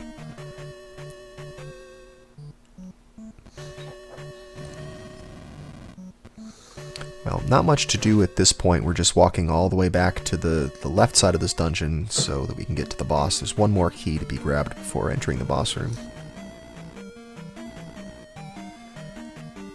But yeah, these players are close enough that Error getting a couple more encounters on the way to Palace 6 could probably put him back where JN is. A death to Goma is certainly possible. That would also do it. Really a lot of things. Also, we've seen Error in particular, and I think maybe JN, but I don't, maybe not. But Barba, basically. There's a very risky jackhammer strat on Barba in Palace 6. And we've seen that go wrong, at least for Error, which is uncharacteristic, I think. Despite how risky the jackhammer strat is, these top players are so used to doing it, so comfortable with doing it, that they really don't mind using it in a race format. So Error was pretty upset with himself for taking a death in Barba. But, I mean, it can happen. It has happened. So that's another sort of pit that Error needs to avoid here to maintain his lead. There's also some literal pits in Palace 6 that are quite easy to fall into. Well, we got Error coming up on the Goma fight right now. He's probably going to cast the shield spell, of course. He's not going to cast jump because you can get in more hits on Goma if you don't cast jump. And not really going for any kind of jackhammer strats. It looks like he's just doing it the standard way. And that's fine. That was a pretty fast fight for him. JN is his chance to make up some time. Oh, he's trying to downstab. Pretty aggressive. Ooh, nice. That was Really a good nice fight. fight. Four hits on the jackhammer. Right, yeah, I think that was an intentional hit that he took just so he could get inside Goma's hitbox and do that. And that was well played. He made up a lot of time there. Meanwhile, Error is going to be picking up this heart here. And in addition to picking this up, and he's going to have to avoid a soft lock coming up, he also is going to be setting up an encounter manipulation here called the River Dance. Fiesel, you want to explain that? Sure. The idea here is that you need to make it so that you skip one of the encounter sets that's going to appear, and the other encounter set will spawn in a place that's really close to you that you can end up skipping. So you'll see Error doing it right now. He walks an extra step there, well, technically 2 extra steps there, and right here he is about to go into the grass for a moment. Jan's doing the exact same thing at the same time, and then that gets you a walk all the way up here to this River Devil without any more encounters spawning, and sets it up perfectly for Error to get the fence skip. JN, on the other hand, got a bad spawn. The enemies spawned like a split second sooner than he wanted them to, and that'll happen sometimes. There's like maybe about a half second worth of variation on when the monsters might appear, and just with the spawns that JN got, there's no way he could have fence skipped. He did though. Wait, he actually did? That was a skip, yeah. Yep, he moved just a pixel before the encounter. And I was that's looking all at you Error's need screen. to get going. I was looking. Yeah, basically Yeah, they he both got it. snuck into the lead for about 10 seconds because he did not get his level ups on the screen with the heart container. So he just booked it out of there while Error was menuing, and was ahead of him for about 10 seconds until he got his encounter, and then he had to go through his level ups, and now he's back to 10 seconds back. Of course, now he's back some mysterious amount because he lost Jan's stream for some reason. Yeah, his stream has gone down just a little bit. Did it go down we do on have your Error end too? making use of the fire spell meanwhile. Fire strats. Yep, killing these Tektites. They can only be killed by fire. And as we talked about before, he's doing that to manipulate where he's going to get a possible 6-count drop. So we'll see if that works out for him. Also, finally using that hammer to knock down the trees and uncover the town of New Kasuto. Yep. Yes. We're here for a couple objects. We're here for a key that is all keys forever. It's also required just because it is a key. We're here for the spell, which is a spell called Spell that has a couple different properties, one of which is summoning the temple at the end of this town. And we also are here for the last magic container. Correct. Yeah, here I gotta sync these streams up again. It's gonna take a moment.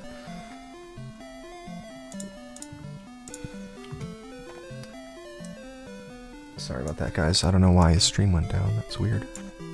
I'm going to vote for Swedish internet. You know, I thought the Swedes had pretty good internet. But yeah, we're way out of sync, so it'll just take a little bit of time here. Yeah. No, Jan's not ahead. It's just that when his stream came back, the buffer was in a different place. Yep. Sorry for the confusion there, guys. Yeah, so now they're probably about 10 to 6. 15 seconds There we difference go. here. More than that. We'll see. They had a couple of tricky encounters to dodge on their way here to New Kasuto, and there's a couple more on the way out.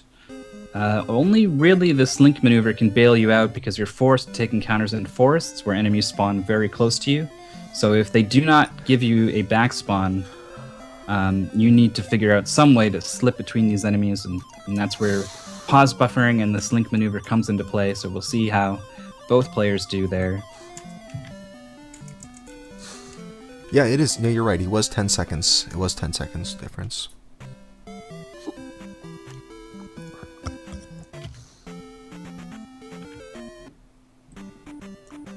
And so Air going to be making his way back through this cave here with the Tektites and the orange Lizalfos enemies.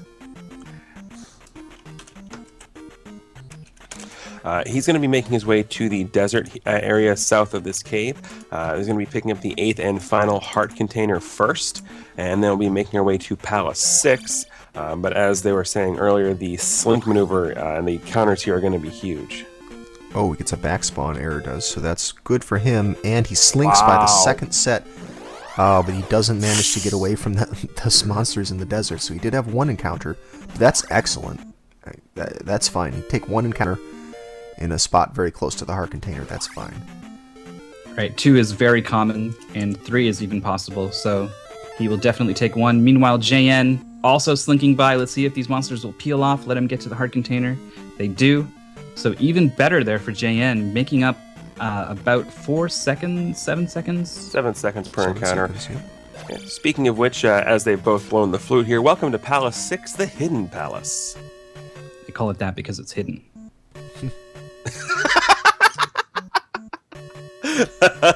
Insightful. Thank you. Spot on commentary for Mythical 9, everybody. Alright, we see Error casting jump to get over that pit. Not everyone does that. Some people just try to make the jump naturally, and some people will do a boost off of the swords that Blue Iron Knuckle throws, but Error's using the jump spell. And that's a little risky because you're kind of low on magic in this palace. You can't... Jan also using the jump spell there. You can't really afford to use any magic that you don't absolutely need. There's enough magic to cast Fairy twice, jump once for the boss, and then jump 2 more times for this pit room that's coming up. And that's exactly a full magic bar, so using jump for anything else in any other place, or taking a hit from a magic drainer like we saw Error do a moment ago, means you're going to need to get a red jar from this statue. Error actually getting a little bit of lag on that previous screen. So is JN. That's not any sort of visual stream error. That's just straight up what happens when this game lags, which is honestly not very often at all. So it's well made. But when it does lag, boy, that UI can really freak out. So a Rebenak refight there, very smooth for Error. We'll see how it goes for JN. Now that you've got attack 8, you can deal with him a little differently, a little more aggressively. And both of them get great Rebenak They both refights. got the quick kill, yeah. With attack 8, you can kill them in 4 hits. So you can do 2 hits as they're coming onto the screen, and then 2 more hits as soon as the guy comes off the horse. And sometimes you can even double hit as you're doing the second hit on the horse. But both those guys got basically the best kill that you can get there. Yep. And that Rebanak was guarding the final dungeon item in the game with a cross. Now, unlike in Castlevania, where the cross is a really, really, powerful boomerang-type banana item, in this game, it's just going to allow us to see hidden enemies, which is also, kind of a big deal considering the invisible enemies in the Valley of Death. So Jan took Magic 7, and then he went for the jar, and then he cast life and fairy and then hit the jar. But that's interesting. I don't know why he did both life or both Magic 7 and the jar strat there. Not a clue. It may not have been intentional. Normally these guys like to save a magic level up so that they can take one after this palace and one more when they enter Palace 7. That may have just been a mistake. In fact, I'm not sure if he's going to be able to get the big bonus out of this palace, given where he's at now. So he may actually be at Magic 7 at the end. Oh, a ceiling walk from JN. What happened there is that he bumped into the wall on the exact same frame that he fell off the bottom of the screen, and it spawns him on the next screen one tile over to the right from where he should be, which is enough to put you on the ceiling. That is allowed in this category because as long as you have the key that's necessary to open the door that you're skipping, you are allowed to skip that door. As long as you're not doing that technique so that you can skip a key, it's okay.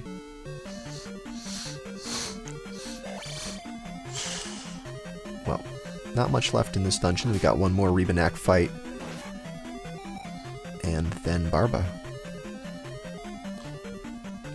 So let's see if Era gets another quick kill here.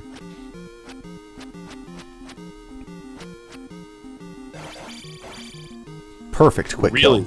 Really nice quick kill there. That is probably the best that you can do with that fight. He managed to get the double hit on his second hit there. He got the double hit as he was downstabbing the horse, the mounted iron knuckle, and then it was only one more hit just as he came off the horse. So perfect quick kill. Meanwhile, JN having a little bit of trouble with the Rebanak. Still a fairly quick fight, but you would have had to literally be a frame-perfect task kill to beat the one Error gave you. Yeah, you can't really do any better. Okay, jackhammer time. He's manipulating Barba to appear on the right. Did not manage to jackhammer. Can he at least finish the one cycle? He doesn't. No. Wow, so JN does have a chance to get a faster fight than Error had.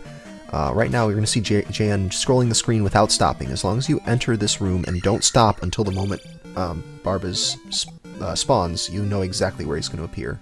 This is completely manipulatable for the first pass. JN also messing up the Barba kill and having to take a second cycle. Now you see both of them have gone to that other platform there, and that is to do what JN did and Error missed, is to use your jumping momentum to grab the key and keep walking. It saves, a minute amount of time, but it still saves time. Meanwhile, Error is making his way into Old Kasuto Town. That purple moa you see, that would be invisible if we didn't have the cross. Meanwhile, what we're going to pick up here is the 8th and final spell in the game, the Thunder Spell. And as was mentioned previously, this is a required spell, specifically for the penultimate boss in the game, Thunderbird. Without the Thunder Spell, you can't actually damage Thunderbird. It's a required spell unless you're going to be doing some kind of out-of-bounds. You can skip Thunderbird by doing out-of-bounds tricks, but that's not allowed in this category. Now, we'll see here that these players both have Attack 8 and Magic 7, but they're in much different position experience-wise. Because JN took that accidental level up, he did not get the big bonus from the Palace. The Palace bonus only bumped him up to 2,500, I guess it was, which is enough for his next life level. And it's really going to take 1,000 experience if he wants to get up to up to Magic 8, which at this point there's not enough experience left for him to do that. So Error, on the other hand, with Magic 7, has 5,500 experience left over, needing only 6,000 to get Magic 8. So he's going to be in a position to take Magic 8 as soon as he gets to Palace 7. Yeah, I don't believe that JN's level up there was actually accidental. I think that we had this discussion last time too, and I think he does 877 on purpose. Really? Oh, okay. Well, then I take that Yep. back. Sorry.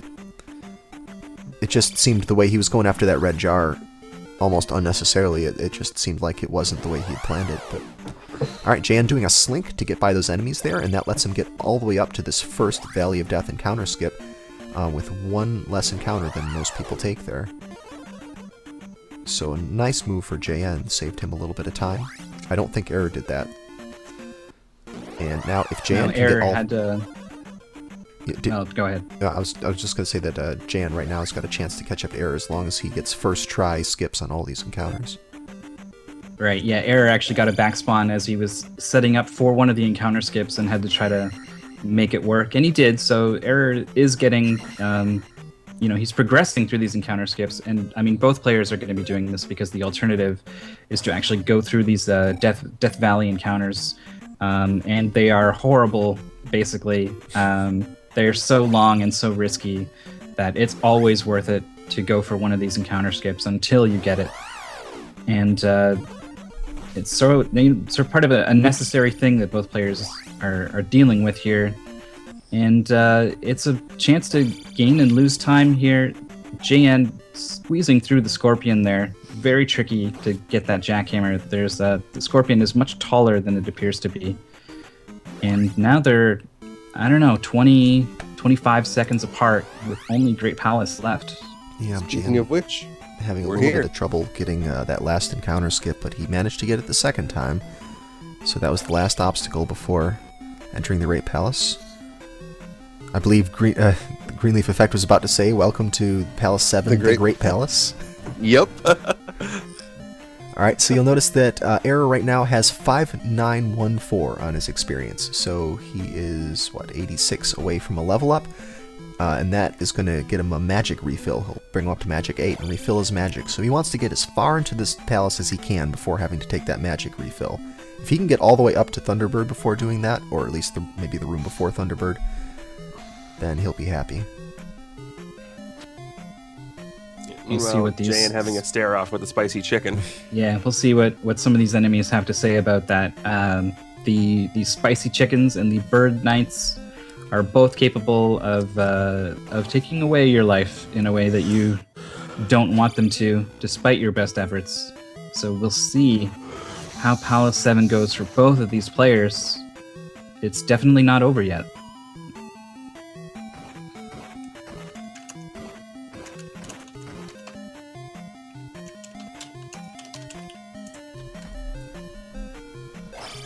Ooh, Error getting a bad pattern from that Bird Knight, but he manages to upstab him and really make the best out of the pattern that he got. Yeah, it kills him actually for his experience, and now he only needs 16. Or maybe he just kills him to get him out of the way, because the red Bird Knight at attack 8 does not take very many hits to kill, so rather do that than have him chasing you and throwing swords. Right, two birds with one stone sort of situation. Error Error gets getting his magical level up There it here. is. Yeah, in the room where the red jar is, so it's Yep. probably not the best place. You'd like to at least see if you get this red jar before having to make that decision about your magic. It's possible he maybe didn't want to kill that red bird because that kind of forced him into that situation once he pogoed off one of those enemies that tipped him up across the 6,000 point threshold. Right, but he probably did want to get his magic refilled, because if he didn't get a potion there, if he didn't get a red jar there, then he would have to do this room without the jump spell.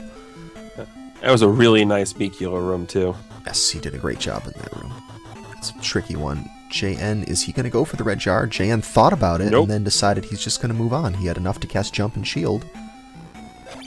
So he's moving Well, on. if he's watching the stream, perhaps he knows he needs every second he can get, and he's running out of game to get them. So why not grab a few, Also skipping a that great jar? Vehicular room. Yeah, Yeah. skipping that jar. Because you got to do everything you can at this point. It's the end of the game. You're not going to make a time up later. It's going to have to happen now. Right now, yeah. Meanwhile, the second blue Bird Knight here giving Error all kinds of trouble. Shield spell and a life spell. Yeah, definitely going to see a death on the bridge on the way up to Thunderbird. Yeah, the hope is that if you can cast, or if you can refill your life pretty late in this Palace, then you don't need to do any kind of intentional death or any kind of red jar. You can just go right into Thunderbird with full magic. But now Error's going to have to take an intentional death. So he's going to lose a little time from that. Probably not enough to give up the lead. No, also, first off, say hi to Boss Bot. And Error opting, because he knows he's just going to take the death, opting to cast Fairy to get over that annoying spicy chicken in that last room there. Yeah, I'm always a fan of using the Fairy spell to get past these things if you can. Just why even leave it up to chance? Just go right over them. Jump spell works like wonders here too. Jump spell's another good, more magic thrifty choice. Well, Jan doesn't have the luxury of either of those choices. Completely out of magic, decides to downstab over the spicy chicken and gets through okay, so he's got 3 health left and no magic, but he gets to his designated death spot, gets refills here, and he's on his way, but Error's already in the Thunderbird fight. We'll see how this goes. It's possible to lose and gain some time here, but not too much. This is not a great Thunderbird fight so far, though a 2-cycle would be solid. Looks like it's going to be a 3-cycle. But at this point, I don't given know. the lead that he has, I think just surviving that fight is really the only thing he had to be concerned about. Because I can't see him possibly having a Dark Link fight that's bad enough to let JN catch up. JN going for a bit of a whirlwind there. So he's going to get a 2-cycle and make up some ground, but Dark Link is going to have to give him so much more in order for him to come back and take this race. Maybe So here we go, Air playing it nice and safe, going to the corner, doing some standing slashes. This is a great Link fight. No problem for Error. He gets him down. Yeah, that was a wonderful Dark Link fight for Error there. Yeah, that went almost perfectly for him. JN It's a trying. race bot, hoarding a 1:16.58 for Error, improving their race personal best by 9 seconds. So nice to bust that out in losers finals. Yeah, heck of a time to break that out. Well, so it looks like Error wins this match, and he's going to move on to the grand finals. Error is going to be playing against Simple Dude next. Simple Dude is the person who knocked both Error and JN down to the losers bracket, the only undefeated player still left in this tournament. And now Error's going to have to face him. JN, though, fought a really good fight here. He could have won this, but there was just a few things conspired against him, and only ended up losing by under 20 seconds. So, pretty close race. Yeah, the eco key, the Barba fight. You know, Error missed these things. Those are opportunities. Those are open doors to get back in this race. And JN each time also missed them right behind Error, and just spent the back half of this race about 20 seconds behind. Could not find that extra time to catch up. Yeah, the game was not helping him out. We saw a string of red jars. I don't think he got a single 200 bag drop in Death Mountain or Palace 2. So It's pretty incredible. Yeah, I don't think he did. Also, I'd like to point out, look at Error's time and look at his PB. He got a 1:16.56. Technically, it was a 54. 1:16.54 is when character control ended, and his PB is a 1:16.48. He was only 6 seconds slower than his PB. This was one of Error's best runs ever, despite missing the eco key. But I guess That's the eco right. key I don't wasn't think around. Yeah. Yeah, his time Had is he- from before had then, he hit but the still. eco key, he would have PB'd it in a race. Yeah, he would have PB'd in a race if he had gotten that eco key. And if he didn't go for it, he maybe would have tied his PB because he lost about that much dealing with the lack of magic.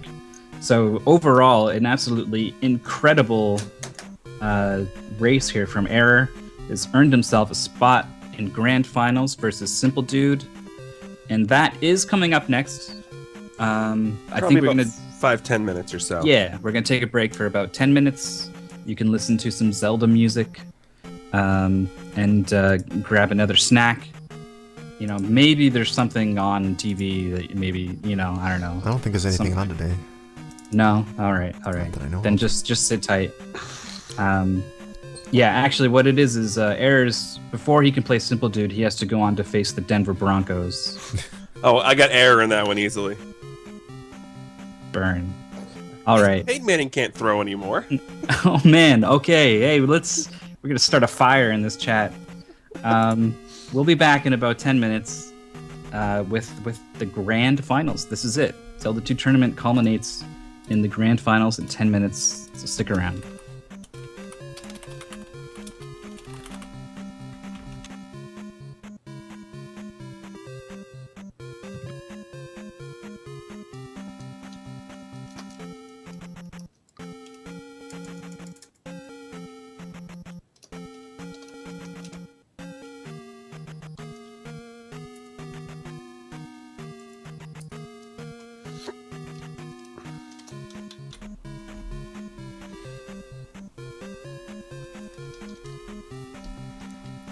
After this word from our sponsors. Nope, we're not going anywhere. We're still right here.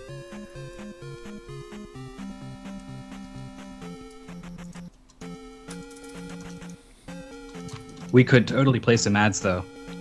We totally Sure should. could, but Well, if we want to do ads though, maybe we could, advertise a couple of upcoming things that speed gaming has something to do with. I there's hear. a bunch of things happening. If you like tournaments of NES games, we've got a Blaster Master tournament that's going to be starting in March.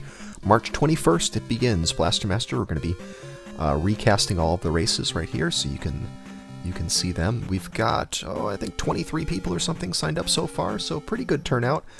Still plenty of time to sign up. I'll link it in the chat here. Just did it for you. Oh, you already did. This guy's on top of it. But it is, it's going to be a lot of fun. Blaster Master is a fun game to learn, and over a month you've got to learn it, so plenty of time to pick it up. Shining Dragoon made a tutorial that people can use to learn it, so that's a great game. Check that out.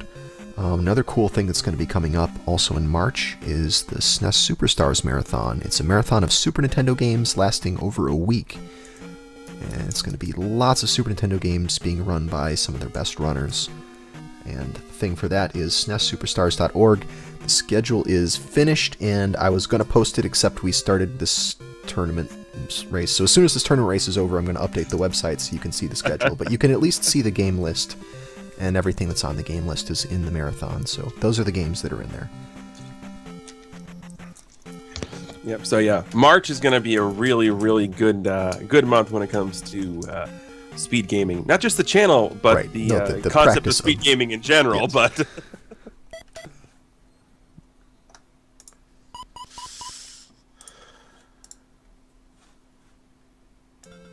Alright, we'll get a little bit of music here. I think this is the FDS soundtrack that we're playing, so you can hear the original Japanese version of the Zelda 2 music.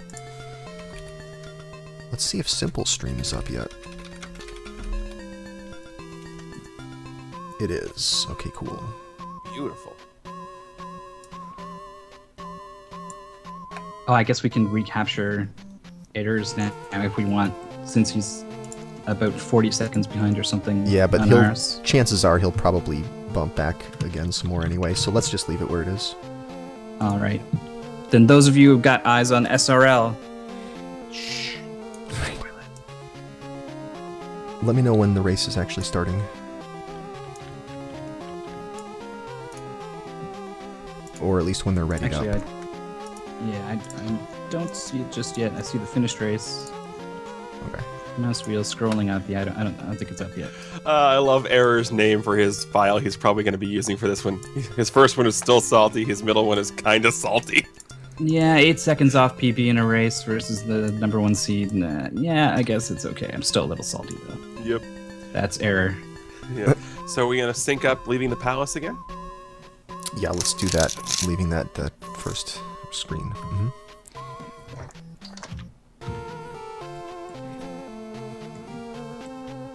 I wonder what Simple's going to be doing for audio. Could maybe do the thing it's- where the guy who's in the lead gets the... Oh, maybe. I didn't audio. actually ask him. It's probably going to be Error's audio we're using for this, though. Yeah. Simple usually will have game audio, and he's usually very quiet when he streams anyway. So for the most part, you're not going to get a whole lot of mic from Simple Dude anyhow. Yeah, we'll probably stick with Error's audio because it's already up and running. Oh, the Puppy Bowl's in the background. What a perfect Wait, halftime show. what? You What don't is know- the You don't know Puppy Bowl? about The you don't Puppy know Bowl. about the Puppy Bowl. It's No! Puppy Bowl 12, man. What is Where this have you been? Puppy Bowl you're referring to? So basically, they take some adorable puppies who want to be adopted, and they put them on a tiny little football field with a bunch of toys and some food, and then they have commentary for the game as the puppies play the Puppy Bowl, and then they give you some information about all of them, and you can adopt them if you so wish. And it plays before the Super Bowl every year. So that's your. Never heard of it. Yeah. If you like cute animals, you will absolutely love it.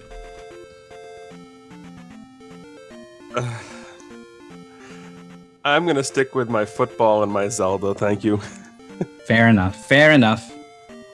I'm a fan of puppies myself. Also, I don't have in my gaming room here. I don't have access to cable, so I can't watch it and do commentary. I'm sure that stuff finds its way to the internet somehow. Those who love puppies will find a way. That's what I've come to learn over these years. Oh, hamsters and the blimp for commentary. Right. I forgot about those guys.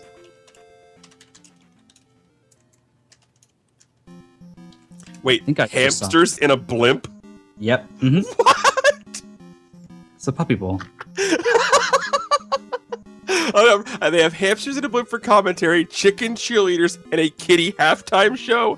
What? This is a thing, man. Oh It's an established thing. What? Oh my god!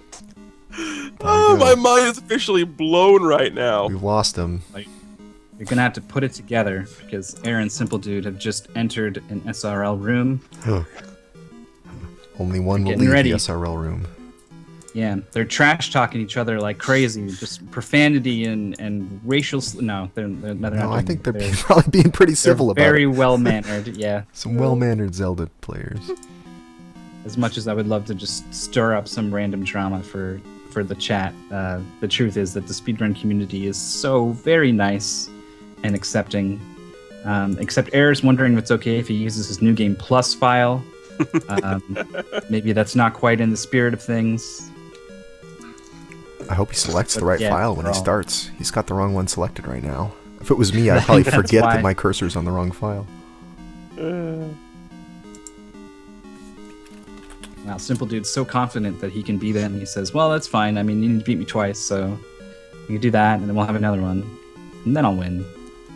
But actually, no, all he says is that we have another match, and he's excited about playing more Zelda 2. But I think the implication there, the sinister implication, no, I'm looking for anything to stir up a spark between these two players. They're too friendly. Yeah, these Gosh. guys are both pretty nice. Well, we got the number 3 seed versus the number 2 seed. We just saw the number 3 seed beat the number 1 seed. So at this point, I would say that all three of these guys that we're seeing today have pretty much the equivalent level of skill at this game. They're both the top of the pile by a long shot. I think the gap between the number 3 and the number 4 times is a lot bigger than, say, between the number 1 and 2. So we really are seeing the best that Zelda 2 has to offer. All right, we are 1 minute away from starting this race. I'll give the guys the signal, and they're off, and then we'll see if this tournament is decided decisively in one match, and Simple Dude takes it, or if Error once again is going to cause an upset, reset these brackets in grand finals. Yeah, that's They'll, right. We'll continue for one more match. Simple Dude is undefeated, and Error has already lost once, so because this is double elimination, Error needs to beat Simple Dude twice in order to win. So if Simple Dude wins this race, he's done. It's over. He's winner of the tournament. If Error wins, then he has to face off against him again. So we may have 2 more races here.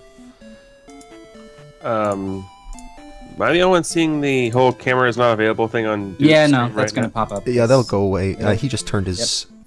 or he did something with his settings, I guess. I see him... he's got a webcam, and I see him fiddling with wires.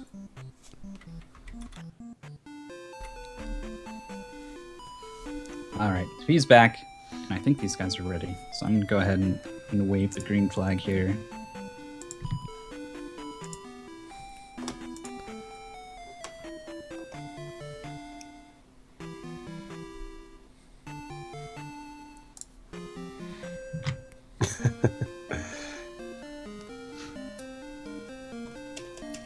neither player seems to be brimming with confidence.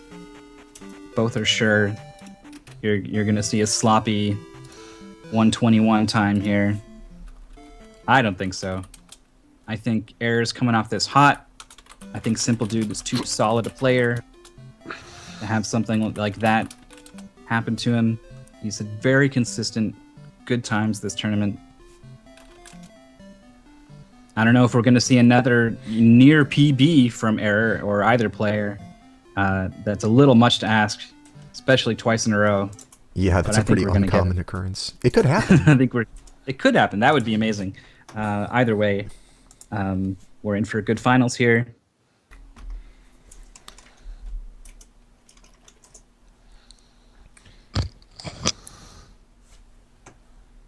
Yeah, this is going to be a really, really good race. Of course, we had a really, really good race the last one.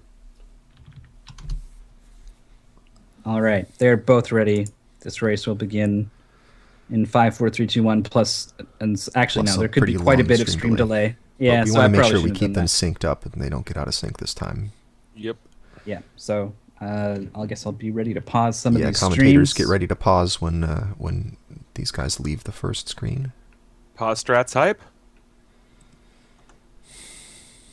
So predictably, first to go is the new stream we've just loaded up here, Simple Dude. And now we see just how delayed we got during that last race. Yeah. That's okay. Yeah, that's there was a lot of jitter in that last one, so the buffer ended up getting pretty big, but that's okay. As long as it's synced up. Building on up screen. the tension. It is. But we should still make sure we're synced on air. So go ahead and let me know exactly when we're he leaves getting the there. house. Okay. He's going down to the right file. All right, and get ready now. Beautiful. All right, now that we've got our syncing up taken care of, welcome to the grand finals of the Zelda 2 100% All Keys tournament. This is the first match of potentially 2 here for this grand finals match. We have the number 2 seed and the undefeated in this tournament, Simple Dude, taking on the number 3 seed, Error.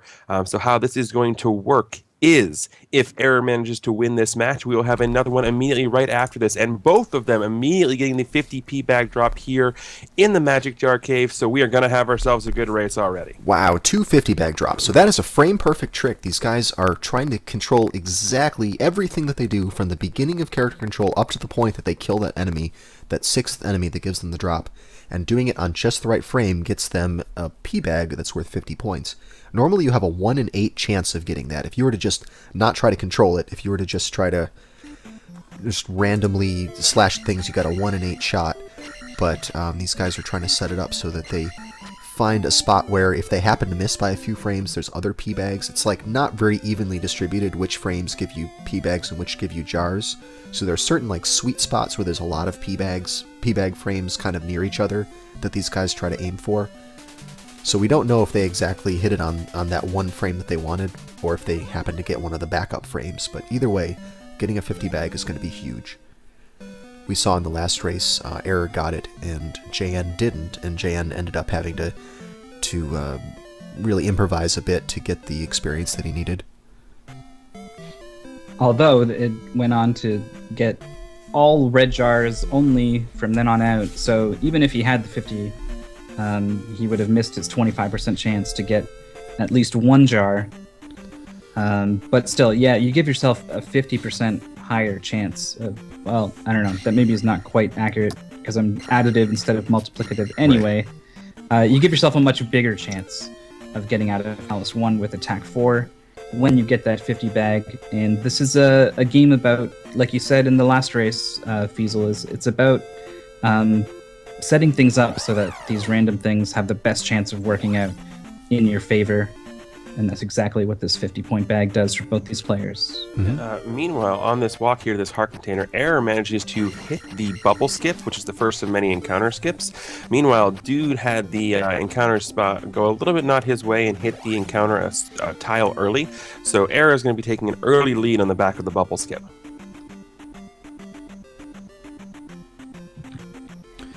Right, so that bubble skip, this bubble encounter that you see here, it's a fixed encounter. It's there every time you walk onto that path square. You can also get random encounters, these enemies that appear in the overworld. If you hit one of those enemies on the same tile that's supposed to be a fixed encounter, you'll get the random encounter instead of the fixed encounter, and usually the random encounters are much faster. So by bubble skip, we mean these players are trying to get an enemy right on top of that tile and do the enemy encounter instead of the bubble encounter. So Error got it, Simple Dude didn't, so that's why Error's in the lead so far. But really, it doesn't mean much, and we haven't even gotten into Death Mountain, so a lead of this size is not too significant at this stage in the game. And so earlier we were mentioning the 25%, 75% chances here, and there's going to be two chances on what we're talking about, and what both runners are looking to do is they're looking to get to attack 4 by the end of Palace 1. How they're going to do that is by manipulating some experience point totals to get to attack 3 before the boss and also have 50 experience points left over. How they're going to do that is there are big enemies in the game, and every 6 big enemies that you kill, they are going to drop an item. There's a 50% chance that drop is a 200 experience point P bag, and a 50% chance that drop is a red jar. This early on in the game, we want to see those 200 experience point P bags because that's going to make leveling up to attack 3 a lot easier. So as you said, because they both got the 50-point drop in the early magic cave, it's a 75% chance that they're going to get what they need because they only need one of the 200-point P bags to drop. Now we see Simple Dude fighting this skeleton here. Normally you skip that skeleton because you're trying to squeeze an extra 20 experience out by, this skeleton also that Simple is fighting. You would skip those because you want to shift where the 6 count is so that you get your drop on an enemy that's not worth as much experience. But Simple Dude killed both those enemies, so I'm not sure what his plan is. I think that you can get enough experience without having to do that, but it's generally nice to have a little bit extra XP to work with. Right, it could be a situation like we talked about before, where sometimes, you've only practiced a thing, and that's what you know, and that's what you're comfortable with, and changing that up for a strategic reason sounds nice on paper. Often it can throw you off your game, so maybe just sticking to what he's comfortable with. I don't know. Yeah, that's also one of those things where Dude is going to do his runs whether or not he gets the P bag in the cave, and he's just normally going to go for the 2 200-point P bags. And if you're going for both of those, getting the extra 20 doesn't really matter. Right, yeah, if you are going for the 200 bags. So maybe that's what he's used to.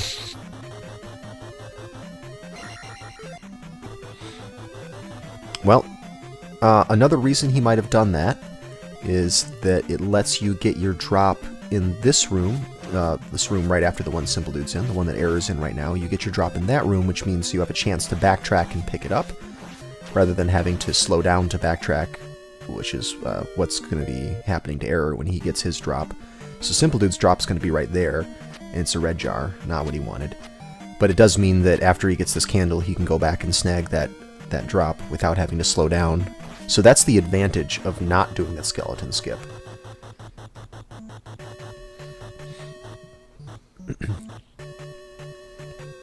So I guess that indicates both players are more worried about saving frames than a little bit of safety. Yeah, that's true. And I think Simple Dude does have enough experience. He killed a couple of bots and got some extra XP. Right there, Error got a red jar from that Staphos.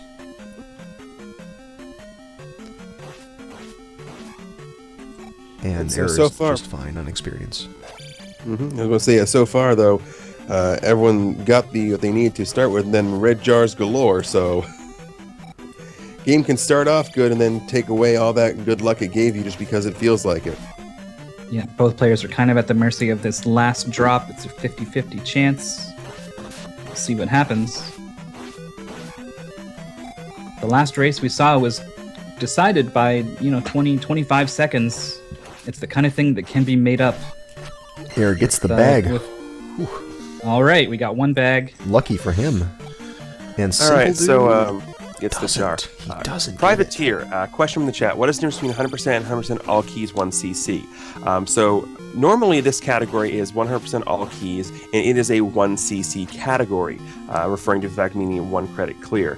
For the tournament specifically, the 1cc portion of that was sort of errated.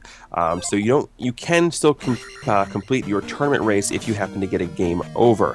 However, for that to work, what happens is if you get a game over, you have to return to the screen where you died.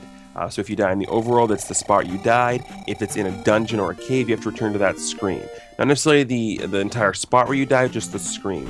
So that is the difference between the normal category of this, which is a 1cc category, and the category that has been modified for this tournament. All right, well, So we saw error some... there, getting a very bad horsehead pattern, just hanging out on the side of the screen. This troll face just poking out. You can't get me. And that killed so much time for him that they are actually neck and neck once again. Of course, the experience situation is very different for both players. Error has his attack 4, and Simple Dude does not. So that is going to change things. But in terms of where Link is at in his progression through this game, pretty much neck and neck here. That's right, yeah. Effectively, Simple Dude is ahead because he's going to have a slower Death Mountain. I mean, sorry, Error is ahead because Simple Dude's going to have a slower Death Mountain. But it's by such a small margin that I would essentially say these two are at the same place. Pretty much. So now is going to begin our shopping portion of our adventure through Hyrule. As you saw, both runners there stopped into that cave up in the Tentari Desert to pick up the trophy. That is one of several spell trigger items in the game. That is going to be required to acquire the jump spell here in the town of Ruto.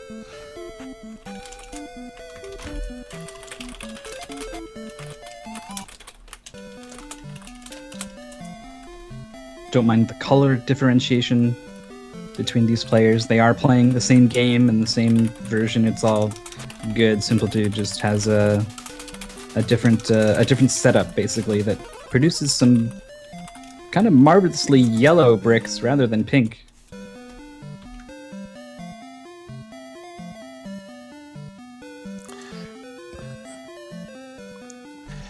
So the jump spell that they required here, that is going to be required not only because this is a 100% category, but you need to get through the cave coming up to the south of Ruto Town, the aptly named Jump Cave.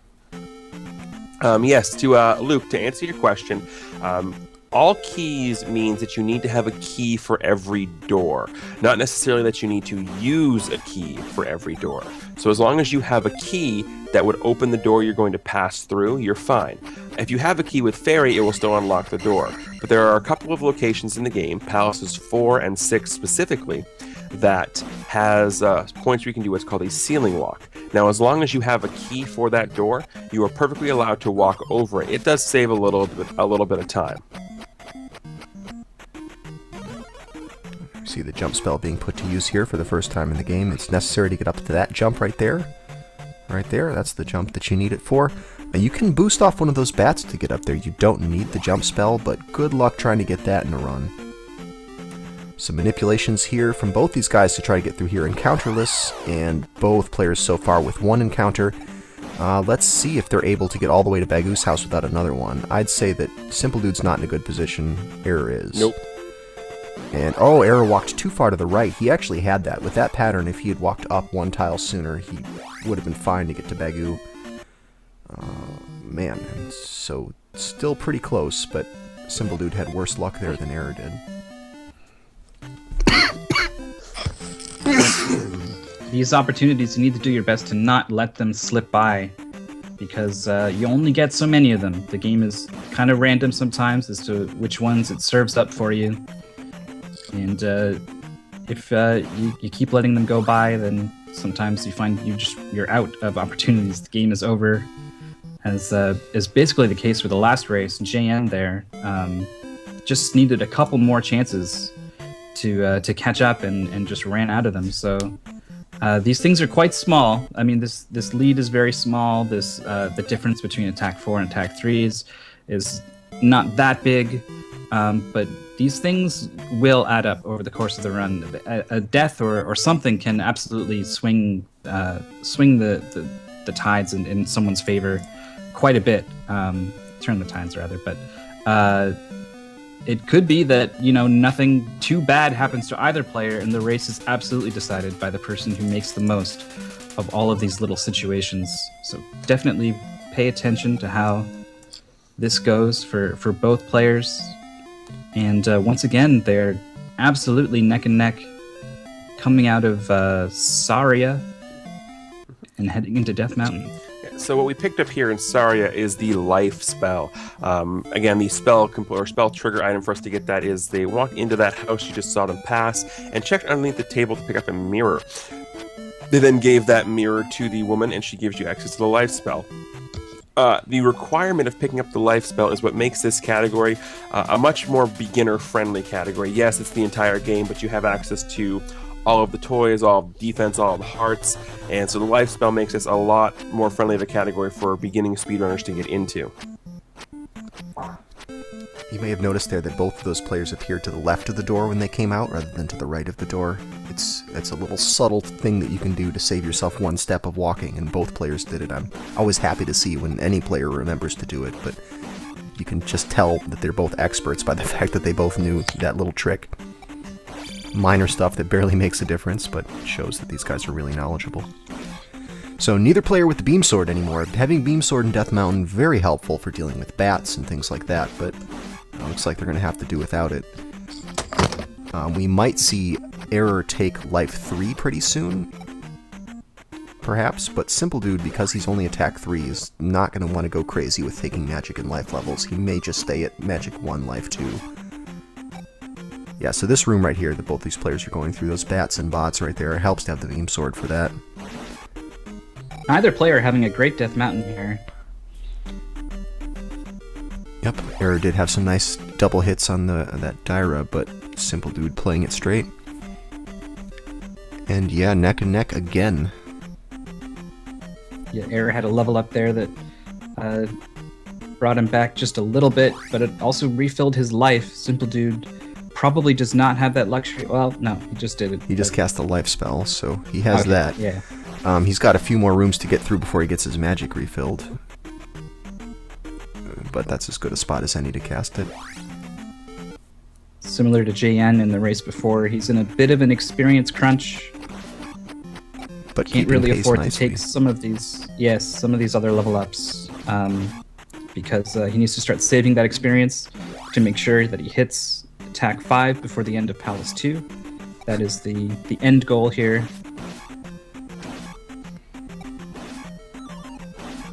And of course, just as we said that, he got banged up pretty good by some of these Death Mountain enemies. This is a very tough thing they're doing, by the way. You're not really supposed to go to Death Mountain at this point. Another jar for him, which is going to help out his survivability, to be sure, but he's also really looking for experience at this point.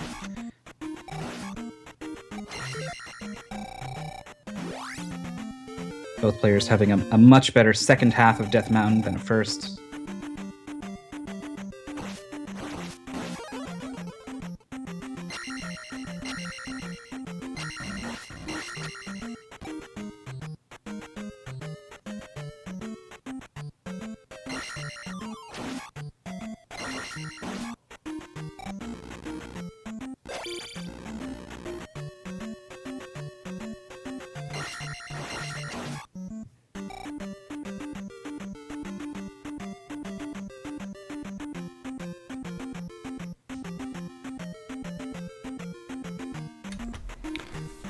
Well, not too much happening in this room. Still at attack 3.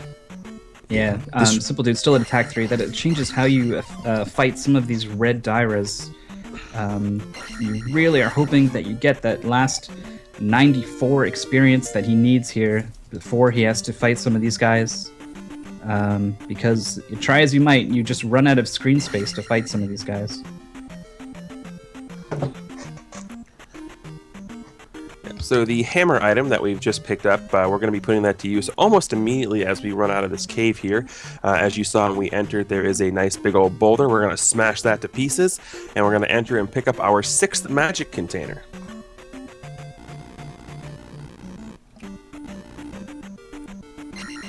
Error's got some kind of curse on his opponents today. Yeah. giving them all the red jars in the world. And then we saw JN handle that situation pretty nicely. He still got out of Palace 2 with the attack 6 that he was looking for, and he didn't lose too much time making do. See what Simple Dude can do here. I'm gonna say another thing you see there is with the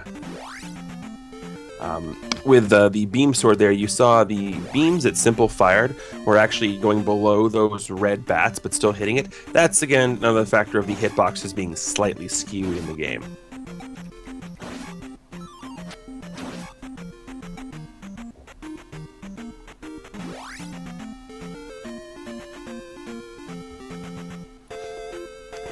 So Error is making his way out of Death Mountain now and taking the back way.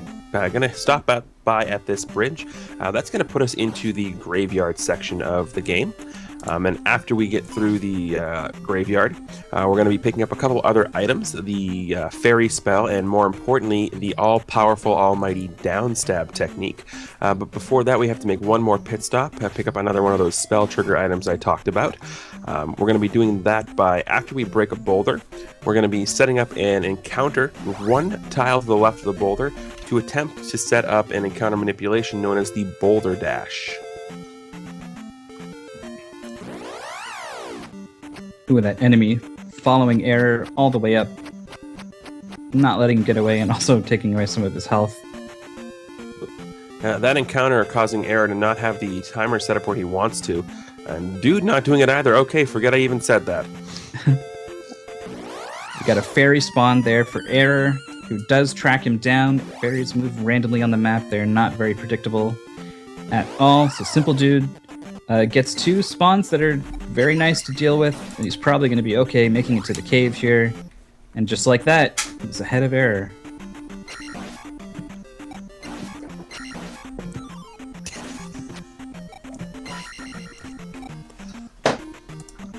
These encounters can be pretty punishing in Zelda 2. Players strive greatly to reduce their impact on the run, coming up with ways to manipulate where and how they spawn. And it's brought the Zelda 2 run itself quite a long ways.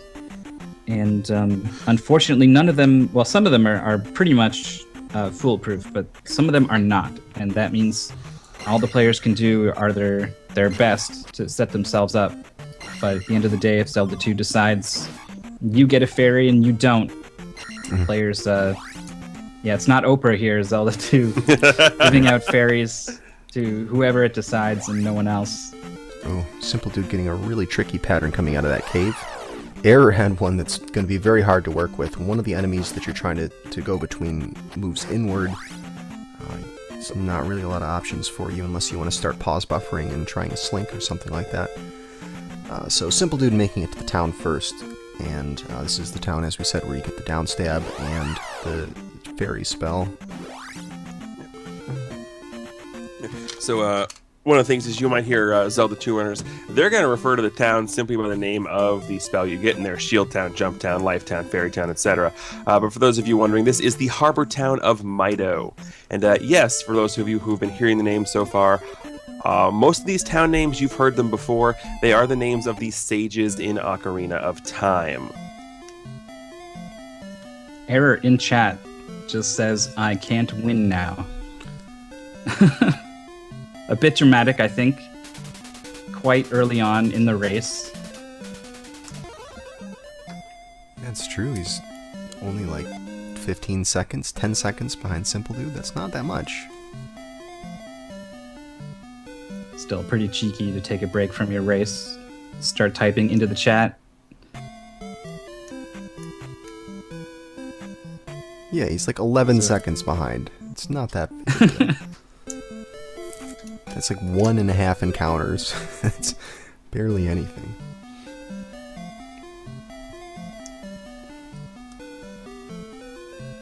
Besides, if these jars keep dropping for Simple Dude, that could really impact things. Yeah, Error's ahead on experience. He's got 1,200 more experience plus a magic level that Simple Dude doesn't have, so...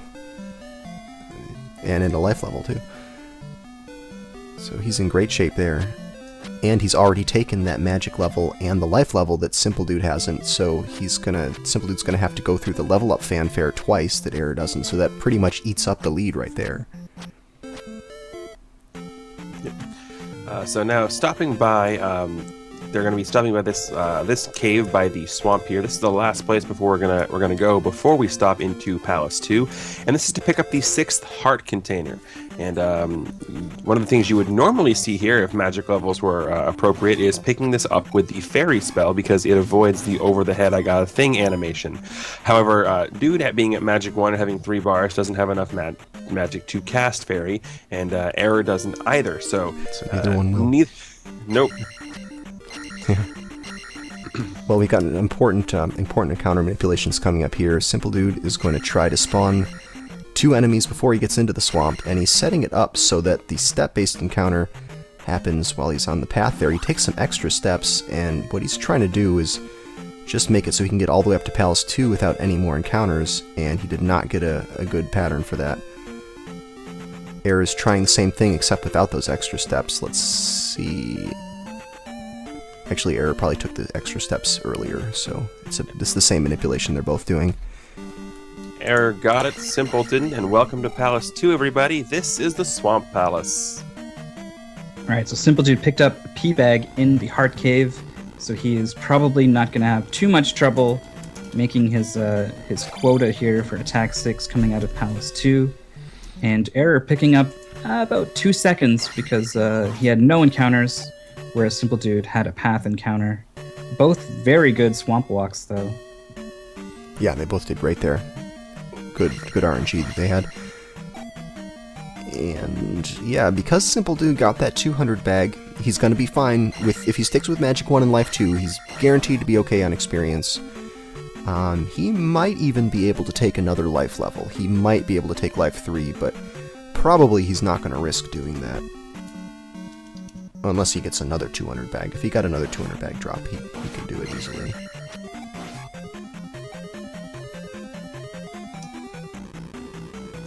Yep, so Error, meanwhile, only 10 experience points away from getting himself to Attack 5, so he is going to be all set on experience pretty much throughout this palace. Getting Attack 5 early in the palace is actually going to help him as well, because once he gets to the point where he has enough experience to get to Attack 6 leaving here, he can pretty much just avoid everything and jump over it. That's going to gain him a little bit of time, whereas Simple still has to pretty much kill everything he sees. Yeah, including some of this. Well, now that he got the 200 bag, he might be able to skip some of those Staphoses, but there's a few Staphoses in here that are really slow to kill. But Error gets to skip them, and probably skip all the rest of the enemies. I don't think he needs to kill anything else in here. Right, so look for him to start pulling a little bit closer to Simple Dude as they go through at this palace. Yeah, he's about 1 room behind, so that's not very much. I think that skipping a lot of enemies could put him almost neck and neck. Simple Dude not casting Fairy in that key room there, in the lava plus bot room. We'll see if Error does. He did last time. Both players have the Beam Sword. That can help a little bit with zoning these guys out, but there are still plenty of ways these bots can get you.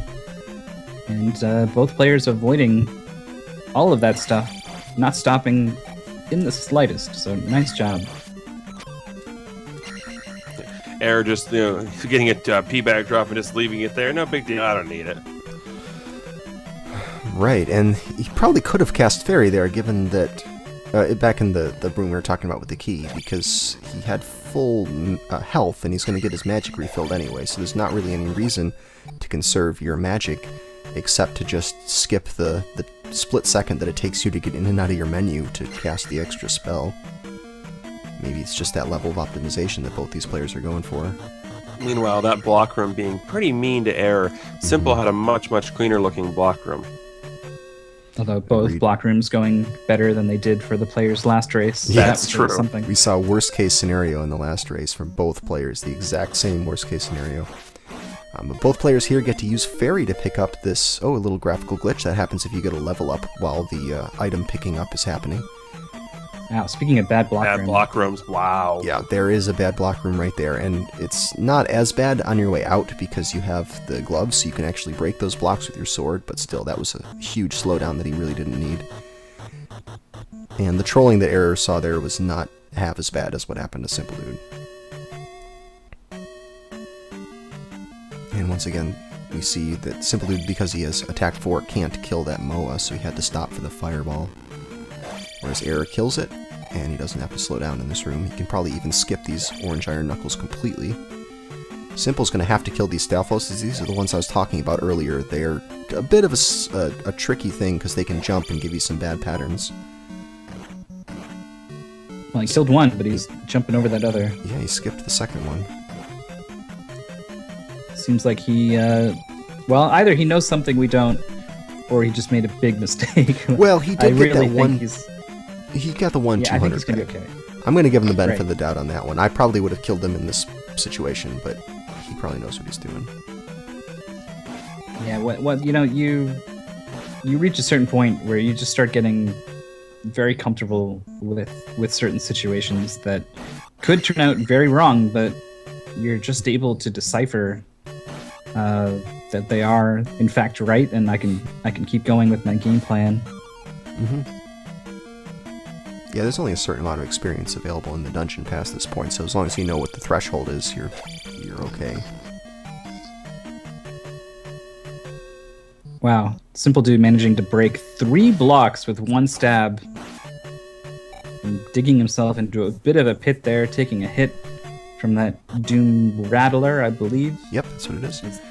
Simple gets the 100 bag and Error doesn't, so Simple slowed down a little bit for that, and now Error managed to catch up. You see right there, Error skipping that enemy actually just barely pushed him ahead of Simple Dude.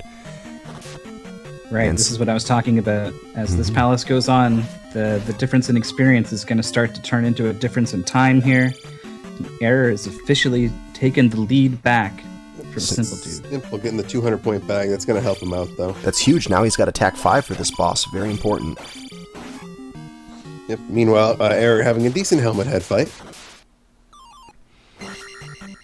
Ooh, Simple Simple, Dude one going more for a hit. multiple downstab technique there. Works out okay for him. Still a good helmet head fight. Probably not the helmet head fight he wanted there, but still, we've seen worse. And Error is pulled ahead once again. Yep. However, the swamp counter's being a little bit trolly there for Error. So he's going to have his attack 6. And if you guys remember all the shopping and running around we did between Palaces 1 and Palace 2, yeah, not going to happen here. We're heading right from Palace 2 right on to Palace 3. So if you came here for your dungeon crawling palace expeditions, this is the part of the game you want to be at. And especially if you like swamp encounters, this is definitely the place to be. Oh, another one for Simple Dude, and I think he's 1 square too far to the right. If he had gotten that encounter 1 square to the left, he could have...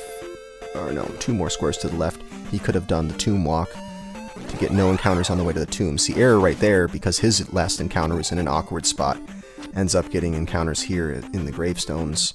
That's a really bad spot to get an encounter. Simple Dude gets to take this nice one on the path right here, and from that spot, he's guaranteed to be able to get to King's Tomb, or to get an encounter right next to King's Tomb, which is really good for him. So, making up a little bit of time there. Yeah, some very different things happening to both players coming out of that palace, but in the end, it all kind of comes out in the wash, and Error maintains his lead that he gained with his attack 4 from Palace. 1. Yeah, getting through with a faster helmet head fight and such. And welcome everybody to Palace 3, the Island Palace. Both players got in cleanly, island. that's good. There's a lot more experience in this palace available, so look for Simple Dude to kind of catch up on levels here. He was behind on life, basically. But yeah, now he's pretty much just, 150 experience? No, maybe they're right back on... They're right even now. They're even. They're 50 experience apart. All right, so just 50 experience in about 10 seconds, separating both these players halfway into this race. We'll see where it goes from here. Yeah, both of them at 6, 2, 3. You'll probably see them both take Magic 3 at some point during this palace.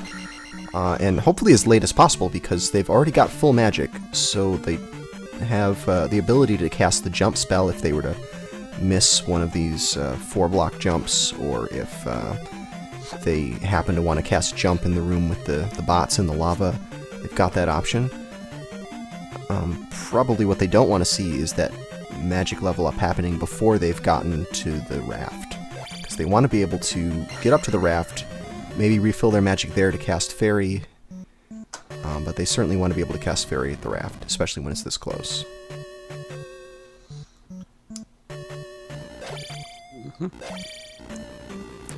Yeah, so another quick mechanic to note, you may have noticed that when both runners got to the palace, they both stabbed at the statue at the front, and Error's statue coughed up a red jar, and Simple's statue coughed up an iron knuckle. No, that is not the Error curse of red jars or anything. That is just another mechanic of the game. In Palaces 1, 2, and 5, there's a 100% chance that any statue that you stab that has the potential of dropping an item will drop a red jar. And in Palaces 3, 4, 6, and 7, it's a 50% chance of the jar and a 50% chance of a enemy. An Error doing that exactly like you want. You want to down stab, cast Fairy, and then get the level up. Ooh, Simple Dude casting it a little too early there. Yeah, he's missing out on... Oh, he's going to take a death, intentional death right there. So he was missing out on 150 experience, which may end up being a problem for him. We'll see. But he does get that nice death warp back, and it refills his magic so that he can cast Jump in this room to make this room go a little easier. Error not even going to go for that red jar. Yeah, you're right. He definitely mitigated the damage in that situation, but it's also worth noting he is now down at that life. And so if an errant death decides to claim Simple Dude here, it could really throw off his game plan. Right, the way these guys budget their lives, with the 1-ups that you can pick up that are right along the way, you end up with 1 spare life left over. You can do 3 intentional deaths in Palace 4, and you have 1 spare life to use at the very end of the game, if you need it. And Simple has just used up his spare life. So now he's got to either skip one of the death warps in Palace 4, or he's just going to have no safety net.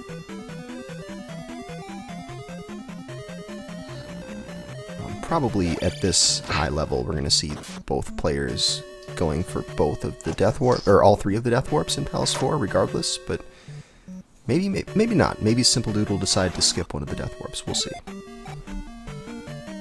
We did see Error choose to skip the first one, I believe it was, in the last race.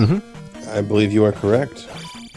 Right. Error's lead, though, is not very much, so he should play as if the 2 of them are neck and neck. I agree. 100%. Alright, so he's going to find the right spot to stand in here. It's a certain tile you want to stand on, and he's going to get a hit as this Ribneck goes by and get him manipulated to be against the left side of the screen.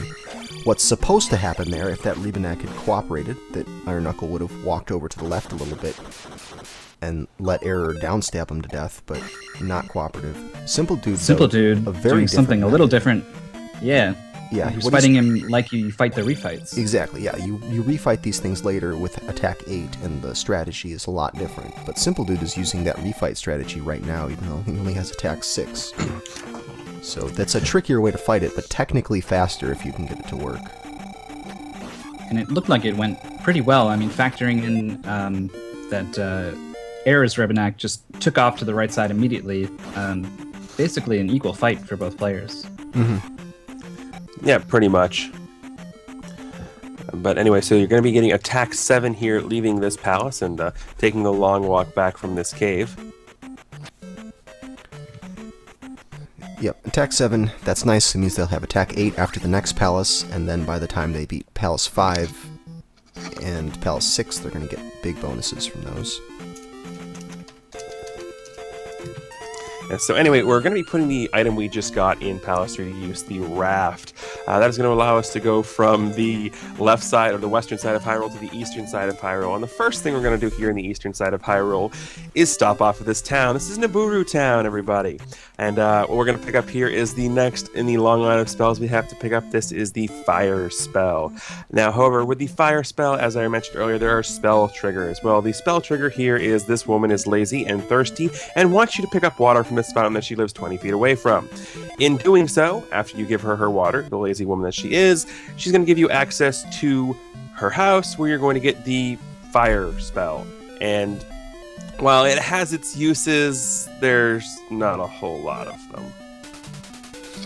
Right, we'll probably see Error use it at some point, but other than that, it's not going to get much use in a speedrun. And very close, less than 10 seconds between these two. Not much else to do here. The important thing that's going to happen coming up in the next couple of minutes here is these guys are going to pass through this area of forest outside of Maze Island, and we see huge swings and races from that forest. There's a bunch of encounters you need to manipulate your way by. 3 times you have to pass through this forest, and each time you have to do the manipulations right, or else you're going to end up with a lot of encounters. So we won't really know who's winning until these guys get into Palace 4.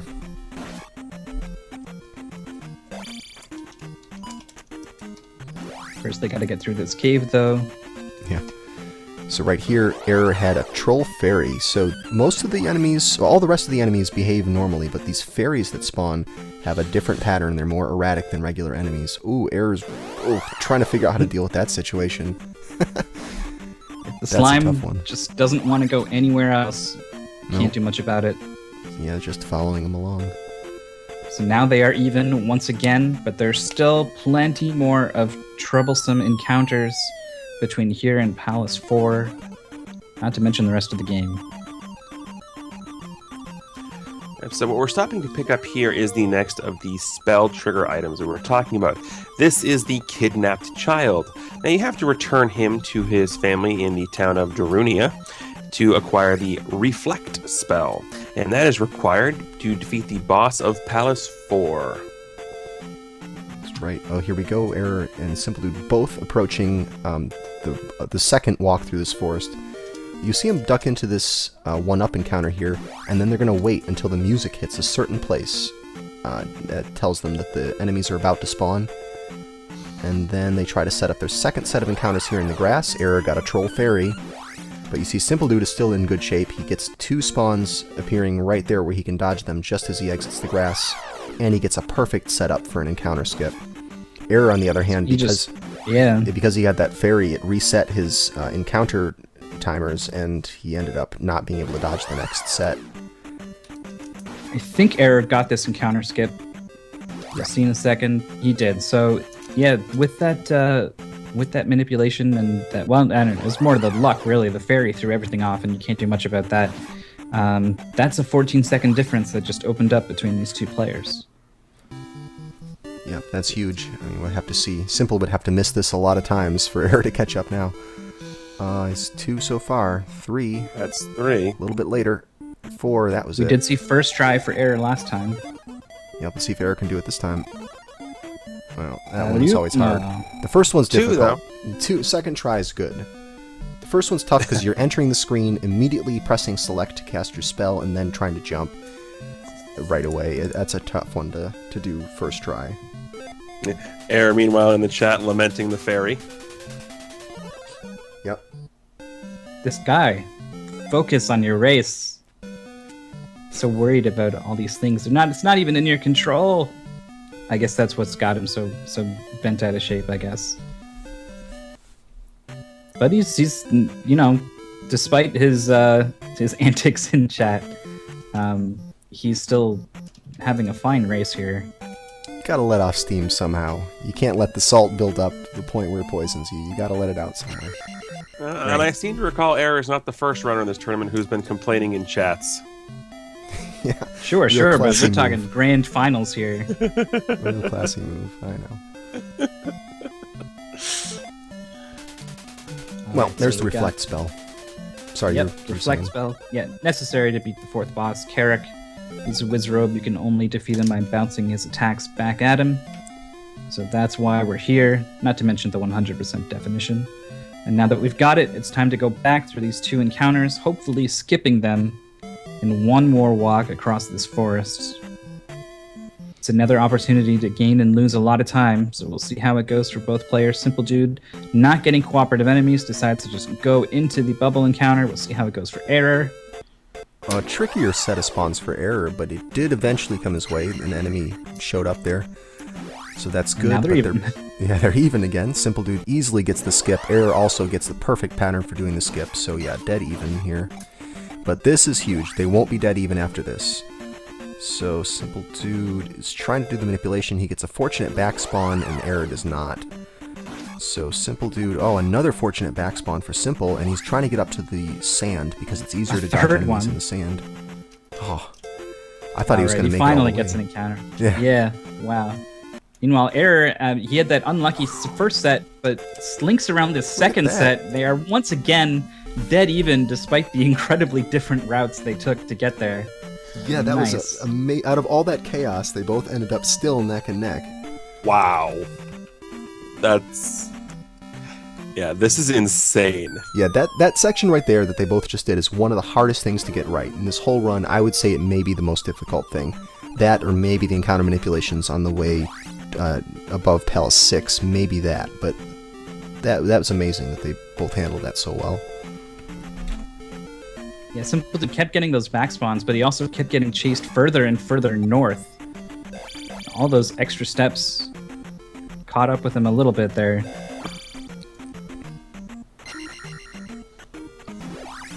So both players taking the long way around the island, which is, of course, the fastest way, due to the lack of forced encounters. So they round the final corners here, heading into Palace 4, the Maze Palace. Yep. There's some death warps available to them in this palace. Simple Dude is down a life, so he has to think about these a little more differently than Error does. But they are so close that their decisions here as to which ones they take and which ones they don't could have a big impact on this race. I think that decision's also going to come down to whether or not they get the red jars at the end of 2 of those 3 rooms. Yeah, that's right. The first and the third rooms, you do have a statue that has a 50-50 shot of giving you a red jar, and sometimes we'll see players, if they get a red jar, they won't take the death. Simple Dude didn't even cast jump there. He tried to make that jump without it, so that's a really risky move. If you miss that jump and fall down a stage, you have to go all the way around to get back. It's just a devastating thing to happen. Wow, not casting jump to get over these flames either. Yep, he's really conserving his magic, so he's... And of course he gets the jar anyway. And of course he gets the jar. Why did he even slash for it? I wonder. Yeah, Just he shouldn't have done reflex. that. I don't know. Reflex, I think, yeah. So here he is getting tagged by this fire. This is normally what happens when you try to jump over them like that. Making 5 out of 6 of those jumps is super impressive. Yeah, that is a really tight jump to make. And Simple Dude needed to do that. Well, he didn't need to. He normally would have 1 spare life, but he wants to have that spare life. He doesn't want to use up his only extra life, taking that death there.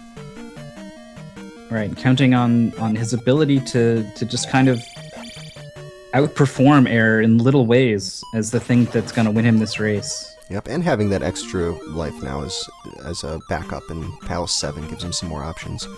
But the reason he conserved that magic, though, and not cast jump in that previous room, is so that he could cast Fairy to pick up the boots there. Both players did. Just saves you 2.5 seconds maybe worth of time. Yep, and the boots item here is going to allow Link to walk on shallow water. The only problem with that being, of course, that we don't know what water is shallow and what water is deep here in the game. So, I mean, these guys know what it is, so it's going to be pretty easy when they do it. But if you're doing it and you don't know, you're going to be walking around bumping into invisible walls that you are really not sure how they're there. Alright, 2 deaths. There's Yep, no the red jar in tiniest- this room. Go ahead. No, yeah, that's why they both went straight for the lava, didn't even try to check for the jar. The tiniest mistakes kind of popping out and being more prominent there. Simple Dude having a little trouble with the Stalfos. Normally, you wouldn't even mention it, But because they were neck and neck, all of a sudden, half a second behind. Yeah, when two players are really synced up, we start to get really critical of all the little things, really scrutinize everything they do because it just makes such a difference when you see them lined up like that. But that's the thing, this is a game that is over an hour long for this category, and all these little things, you may think, oh, that's small, so what if he did one extra slash on this thing? That stuff adds up over the course of an hour and 20 minutes.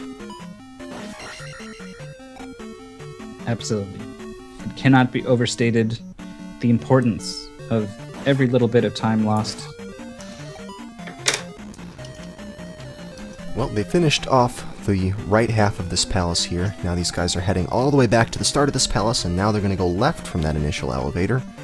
And that's the half of the palace that Carrick lives on. You do the boots first, get that item first, and then Carrick last. You'll see in other categories people will do this palace in all kinds of different orders. Sometimes boss first, and then you come back and get the boots. Just lots of different things. But this category, it's always done this way.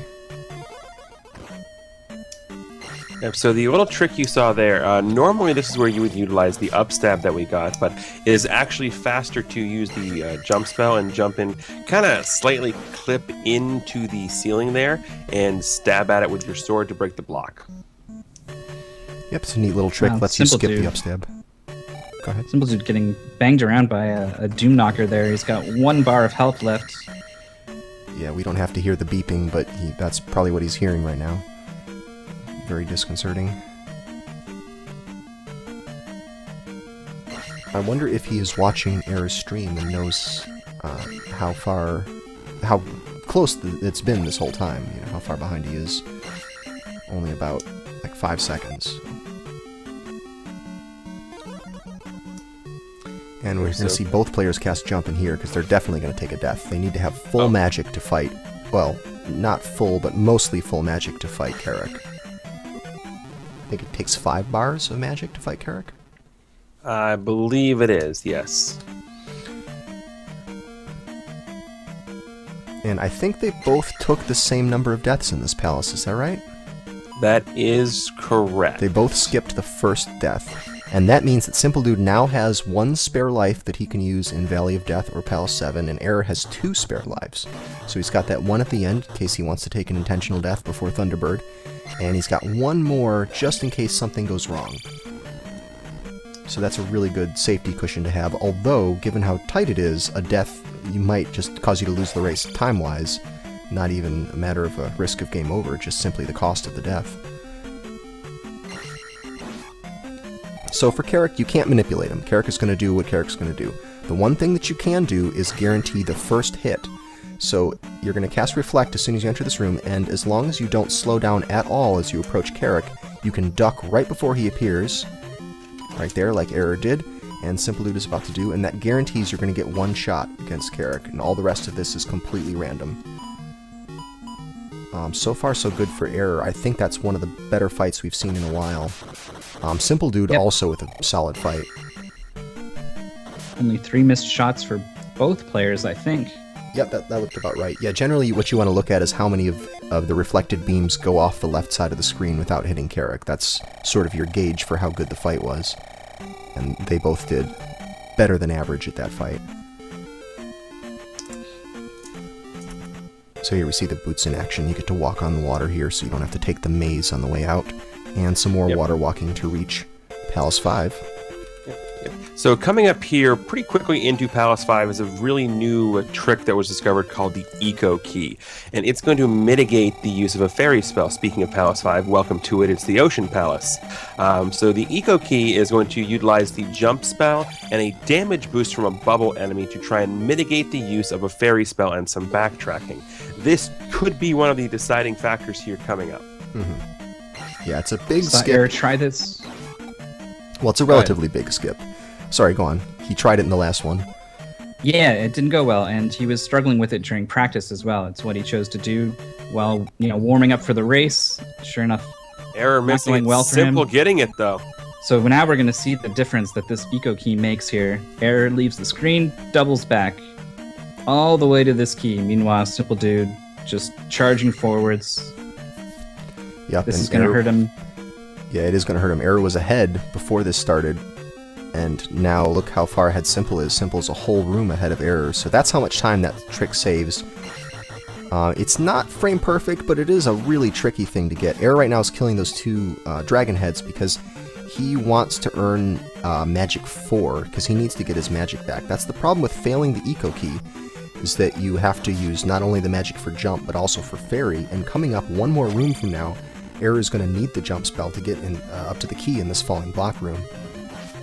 Let's see how Simple Dude does with the falling blocks. Error's waiting for a Mago over there. Great pattern for Simple Dude. Had one. Yeah, Simple Dude casting Fairy to get out of that block room. Yeah, that's a reasonable move, because he's about to get his magic refilled from this guaranteed jar drop. Or the other jar Or drop. the other jar drop.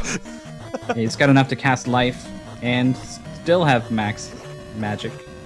Not going too well for Error, but he does manage to get that key, and he's out of there, so could certainly have gone a lot worse. Right, yeah, there is a difference between getting the Eco Key and not getting the Eco Key, and there's also a difference between getting the Eco Key and trying for it and failing. You're right, because you do spend that magic trying it with the jump spell, and that throws you off quite a bit more than if you had just casted Fairy and said, I'm not even going to try for it. So Error had to make a decision there about what he wanted to do, knowing he wasn't too great consistency-wise on that key during practice, but he went for it, and it's hurt him a little bit here, so we'll see how he deals with this situation. We saw that Error left a P-Bag behind. That's because there's so much experience in this palace that you don't need P-Bags. You don't need to stop for any of that. Error has already killed a Mago, so he got experience from that. And you only really need to get 844 plus about 700 experience entering the boss room, so they're both on target to hit that mark.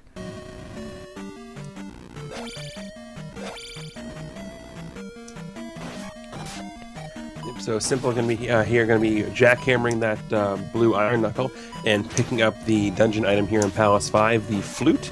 Although most Zelda 2 runners will refer to it as the plunger because it looks like a bathroom plunger.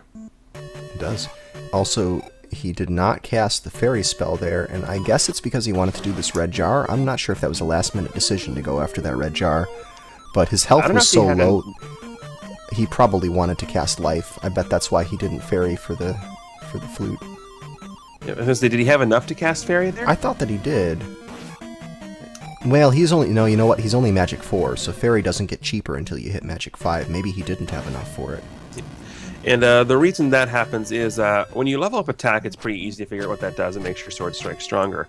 However, magic and life level ups in this game are a little bit different because getting a magic jar or a heart container, that's going to increase your life or magic by 16 units respectively. So the maximum amount of life and magic you can have in the game is 128, no ifs, ands, or buts.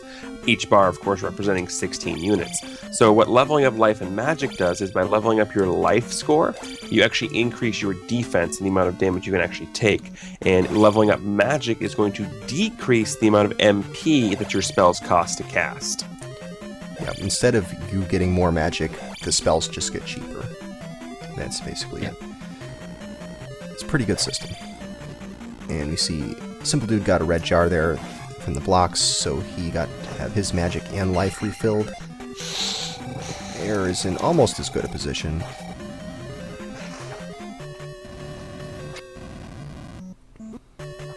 It's just that time differential from the key separating these players. Yeah, it's pretty much just that. It's just the all repercussions of missing that eco key. There's still some pretty tricky situations coming up out of Palace 5 here, where a lot of time can be gained and lost. So Error's going to be looking for those opportunities to close this gap. Nice little pose there for Simple opening the door there. Alright, well, there's one more key to go before we get to Guma. This is not really too tricky a dungeon, but the boss fight, is one of the hardest ones. Certainly the one where we see the most variability in the way that players do it. Lots of different ways to fight Guma. Sometimes it's just complete improvisation. We saw an excellent quick kill, jackhammer kill Guma from JN in our last race. I hope that we see somebody attempt that this time. Yeah, not gonna lie, I can never get enough of watching Guma getting killed with a jackhammer. Just such a weird boss, and there's so many ways to fight it. Just a lot of room for creativity. It really is my favorite Zelda 2 boss.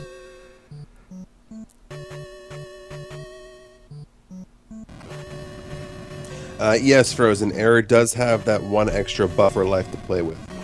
Yeah, he's got that advantage, so that's nice. If Simple Dude were to die, then they'd be even on lives, and Error would gain a little bit of time. So this could end up being a neck-and-neck race again. Alright, Simple Dude. Alright, Guma. We're just bouncing on top of him, doing nothing. Yeah, he's trying to find that spot. Not the way you want to open up that fight. Yeah, the hitbox is sort of in the middle. Like, you can't hit his head because you'll bounce off it. You gotta hit sort of in the chest or stomach area. Air is trying for it, not quite able to find the sweet spot either, so he's gonna do some traditional strats here to fight Goma. Not as good as his one last race, I think, but overall a little more solid than Simple's. Making up a bit of this time between these two players. Now that Simple's out of the palace, he's going to get this heart container. Let's he's hope we going don't to make get a sure soft lock. not to soft lock the game. Yeah. He's about 300 experience away from it, so not too close. He's all right.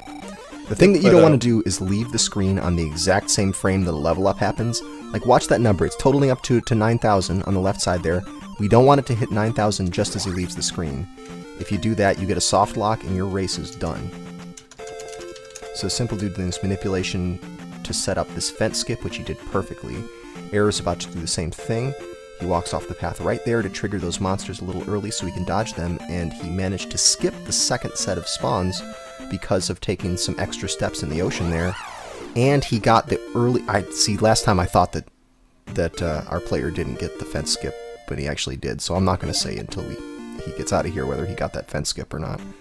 Sure enough, he totally did. Did he? It really looked like he didn't both times. Yeah. No, he didn't get it this time. Error didn't get it. Didn't? Okay. Oh, Error, yeah.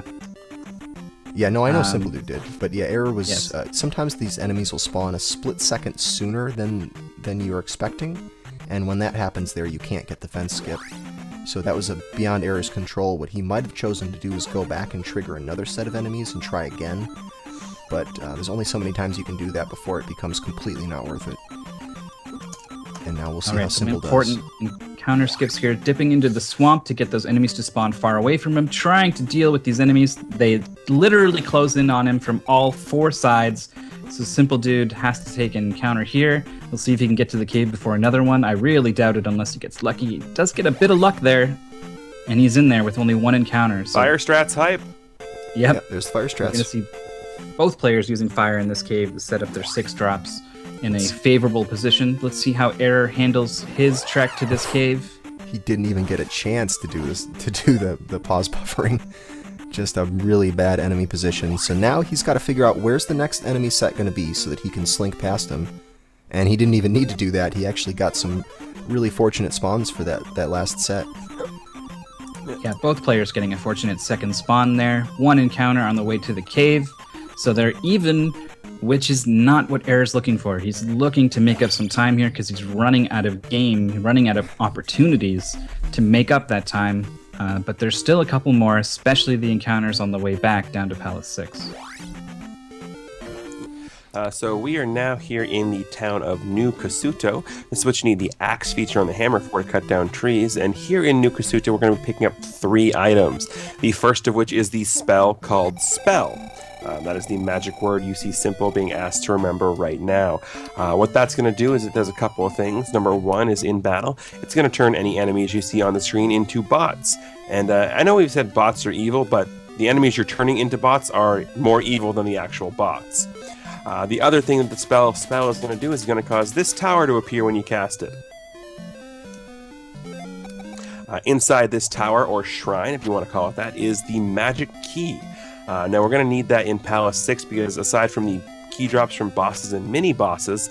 There are no other keys in the palace. It's also 100% all keys runs, we kind of need it that way as well. The final thing we're going to be picking up here in New Kasuto is the 8th and final magic container.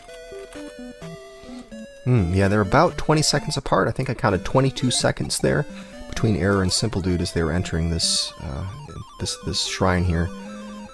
So 22 seconds, it's a lot given how good both these players are, but we've seen 22 seconds be lost in the last two palaces for sure. Anyone happens to fall into the pit of shame? Oh yeah, that could be even worse. You lose more than 22 seconds there. And we see Simple Dude getting the last magic jar. Now he's got 8 magic jars. That's required not just because this is a 100% run, but you need to have all 8 magic containers, all 8 magic boxes, to be able to pick up the Thunder Spell, which is required to beat Thunderbird. So you can't skip any of those unless you're planning to do a glitched run of the game. So here's Simple back through this cave. We'll see how these encounters go as he leaves it. This is a very important, pivotal moment here. Yeah, these encounters, as Myth said, is pivotal. This is the spot where you can gain and lose a ton of time. Simple Dude coming up to it right now. He's right here going to pause and try to slink past these enemies. He doesn't need to because he gets a back spawn. And the second set, he slinks by and they don't break away in time. You need those enemies that are following you to break away so that you can turn without getting hit. And Simple Dude maybe could have gone down a little bit farther before making that decision, but it did not look like he was going to get a pattern that would let him get to that heart encounter free. Error having a bit of trouble with Tektites, but we'll see how this. He's got 7 seconds if these things go his way, but the first one does not, and that usually means the second one is not going to go your way either. Oh, that time. Hey. Oh, yeah, it was the next set of monsters that got him that time. Yep. He had a chance there. Yeah. Over on the other side of the screen, everybody, welcome to Palace 6, the Hidden Palace. Yep, Simple Dude has got he's widened his lead here from 22 to about 29 seconds. And Error's feeling rather defeated in chat. But man, there's still a lot that can go wrong. Well, no, there's not a lot of game left. No, but the things that can go wrong and cost a lot of time, in terms of how many of those are left, still quite a bit. So race definitely not over. We've seen races that were further apart than this we've seen that gap get closed. We've seen it get flipped entirely the other way. So yeah, this is definitely not over. Yeah, we Error, saw. despite what he says, is gonna fight like hell, I think, to stay back. Right, I think he likes being a pessimist, but you know, sure, he knows he's still got a shot. Well, Simple Dude getting the red jar. He's being very conservative with his magic. He didn't cast jump for either of those four tile gaps that he skipped, because he did not want to have to rely on getting a red jar. But since he did get a red jar, he should be fine for the rest of this palace. Pretty good quick kill on that Rebanak. We saw like last race we saw basically the perfect quick kill, so nothing's going to come close to that. So the Rebanak there, that was guarding the item here in the dungeon. This is the cross item, and the cross is going to allow us to see invisible enemies. That's going to come into play a little bit later when we visit Old Kasuto Town, and more importantly, in the Valley of Death. Another strong Rebanak fight. I think we're like 6 for 6 so far or something. Yeah, Error's Rebanaks have been on point today.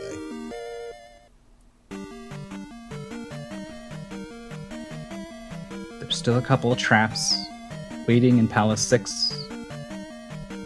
The boss fight as well did not go well for either player last race. And it could have gone a lot worse. How did Simple avoid all of those Wizrobes? I know, Wizrobes, it's tough to get through that without getting hit. It's really a surprise when you can do that. Alright, let's see if he gets a ceiling walk. He might. We saw a ceiling walk last race. I'm gonna guess no. Nope, no ceiling walk. You gotta bump that wall just as you go off the bottom of the screen in the exact same frame. It's not really much of a time savings, just a fraction of a second, but it sure looks cool. And right here, sometimes we see people cast the spell here. Not Simple Dude. Error might do it, though. He's taking it pretty slow there. I don't know if Error You got can to see afford to anyone. do this No. a little bit, but not too much. Error is not that far behind at all. Yeah, he might cast spell. Probably not if he hasn't queued it up yet. No, he's just going to do the downstab method. Simple making his way through the now only second required cast of Fairy in the game, as opposed to the third one that would have been that room with the Eco Key. Making his way through the Lava Lamp, not a problem. One more required cast of Fairy is going to be had here, and that is to get into the boss's room. Error now making his way through the Lava Lamp as well. Both of them pretty good on magic here, so you don't have to worry about that, although getting hit by these bubbles will drain some magic and is not someplace you want to be at. Rebenak finally gets away from one of these players here. Simple Dude tracks him down and takes him out. And you can't have all So perfect another opportunity. Rebenak fights. Yeah, that's true. True, but if Error gets a perfect Rebenak, that's a couple of seconds made up there. Mm-hmm. Well, let's see if Error can get a quick kill. Quicker. That's pretty quick. That was about as fast as his other fight. And so, Simple coming up to the Barba fight here, and you saw him enter the room and just keep moving, keep scrolling the screen. What that does is that manipulates where Barba spawns. So if you enter this room and just keep walking till the screen stops scrolling, then Barba will always spawn on that far right container, or hole, or whatever you want to call it. Yeah, using that to get a jackhammer strat, gets most of his health down, is able to finish him off and get the one cycle. That is what's most important. And we'll see how Error goes.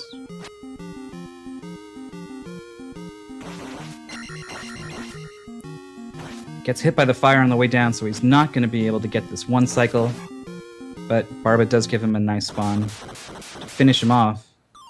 So that's a bit more time lost. Valley of Death and the Great Palace, of course, things can go pretty wrong, and Simple Dude is down that life. So that is going to change things a little bit. But still, Error was hoping to be out of this palace with a little bit less of a gap to close. So as we enter Old Kasuto Town here, as you saw Simple entering Old Kasuto Town, that flying Moa that you saw, that is the first enemy that we can see utilizing the cross item. If we didn't have that, then we wouldn't be able to see that, and we'd just be getting hit by random things, and we wouldn't know what was going on. Yeah, very helpful. Especially coming up in Valley of Death, you're going to see that used a lot. There's a lot of these Moas flying around, and it's much easier with the cross. So the leveling that you saw happen there, both these players got the big bonus from the palace, the full 9,000 experience, and they sunk part of it into getting Magic 7, which lets them cast Fairy for free on that bridge. But the other important thing is they left 5,500 experience out of 6,000 that'll go towards getting Magic 8. And so these guys are going to get Magic level 8 at some point in either Valley of Death or in the Great Palace. And it's going to refill their magic, which is going to be really nice for them, so they'll have full magic going into Thunderbird. Simple Dude not casting Fairy on that bridge. He gets hit once, but he does not fall in the water. That is, of course, the main goal for getting across these bridges. Yep. And I guess going to throw a shout out here, Mortal Max in the chat, making a comment about the overlays. So I'll throw another shout out to the gentleman who created the backgrounds and overlays you are seeing here for the tournament. So a shout out to Scavenger216 for making these wonderful overlays you are seeing. Mm-hmm. Well, Simple Dude had a little bit of trouble getting into Valley of Death. Had an encounter in the graveyard. Misses an encounter once. Ooh, Error missed it once. Let's see if he gets it this time. Oh, these are not cooperative enemies. There we go. Now he's got it. Not going for the red jar, of course. It's too close a race for that.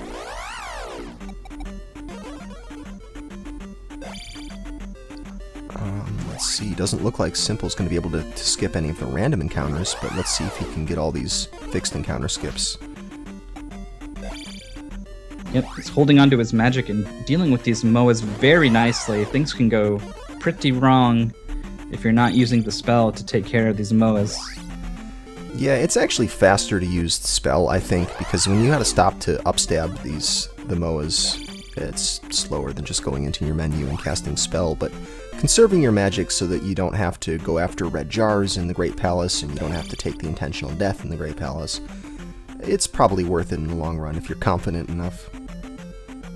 Simple Dude smoothly gliding over Scorpion Max there. Getting another encounter skip. Every single one of these that Simple gets first try is another opportunity lost for Error to gain time. So Simple making his way through the last cave on our way to our last palace here in the game. So welcome everybody to Palace 7, the Great Palace. Here it is. There's the barrier that opens up once you get all 6 of the crystals placed in the monuments. You can come here earlier. You don't have to defeat all the palaces before coming here, but you won't be able to get past that barrier unless you've beaten all the bosses and put the crystals in. Yeah, it hurts you too, actually, so you can walk into it and get fried. Yep, in fact, it's a good way to kill yourself off if you want to take an intentional death, or an intentional game over here. Unlike other places in the game, if you were to game over in Great Palace, you'd start right at the beginning of Great Palace instead of all the way back at the beginning of the game. So that is a strat that you can use in this race, taking an intentional game over in this palace. This is the only place where it's allowed. But we haven't really seen anybody do it that I can think of. I think maybe earlier, much earlier in the tournament, we saw a couple people do it. Yep. And the reason that works is because of the way this game was initially designed over in Japan. It was originally an FDS game, or Famicom Disk System, and the disc itself was two-sided. On one side of the game was the start screen and the Great Palace, and the other side of the game was everything else. So if you game over, or you die in the Great Palace and game over, the designers were nice enough to be like, hey, we don't want you flipping the disc over back and forth, so we'll just let you continue here. Yep, we presume it's because of the disc, not just because they want it to be nice and make the game easier. Right. Of course Well, not. pretty close. They're both in the same room here, so not really that much of a lead Simple Dude has anymore. Yet Error did a good job through the Valley of Death, keeping pace and making up a bit of ground, and also I think his Great Palace has been a little smoother. Simple Dude getting hung up on a couple things here, though Error is quite low on life. He gets his magic level up now. He's going to use that to immediately cast life. Did he have... I didn't see how much magic he had when he got that level up. Not enough to catch life. He was pretty empty. Okay, it wasn't. Alright, so that's good. Sometimes you'll see players accidentally get their magic 8 level up sooner than they expected, and they'll waste a whole bar full of magic because they could have used it, but not this time. Simple Dude having to stop for a red jar. Making use of the spell there to get rid of those moving heads before grabbing the jar. That's Very nice clever. heads-up play from him. Yeah, I've never done that. I wonder if he just made that up, or if you thought of that earlier. That's pretty clever. Error is not going for the jar. Oh, he did. He already got the jar. Never mind. I'm sorry. Wow, Simple Dude makes the quantum leap up those 5 blocks. Oh, is that Moving on. Quantum Leap? I like that. it. We'll call it the quantum leap. I like it. Error destroying all those blocks, giving a nice stairway for this Bird Knight, and wow, he's going to chase him off a little bit. Does not want him following him, throwing all those daggers. These Bird Knights are relentless. Jab him in the face. Get back. Get out of here. Get out of my way. Get out of my life. Error finally moving on here, but he really can't afford to use his time like that. Yeah, that Hopefully something happens here. Right, yeah, that probably determined the outcome of the race right there, because I don't see him coming back from this unless Simple Dude has a death. Because we're down to the end. There's this one spicy chicken to pass by, the Simple Dude's going to go through. And then there's King Bot, which doesn't really slow you down, but it's basically just Thunderbird and Darklink now. Yeah, there is some variance that can happen on those boss fights, but this 20 to 30 second gap between these players, it's a lot to ask of anyone to come up with 20, 30 seconds over Simple Dude on just those 2 fights. Interestingly, though, Simple Dude has come in here with only 3 bars of health, and he has full magic, so he doesn't have any need to take an intentional death to refill that. So he might just end up Dead. Yeah, I'm not sure. He might end up dead. It could happen. Error also really low on life, though, and he's not going to take an intentional death, so... Yeah, but Error can't afford to take one right now. Yeah, I don't think he can. Simple's got to get a nice safe fight here. And of course he does. That was a pretty safe fight. That was an excellent fight. a very fast 2-cycle, and it's all down to Dark Link. And Simple Dude also posting in chat. Shh.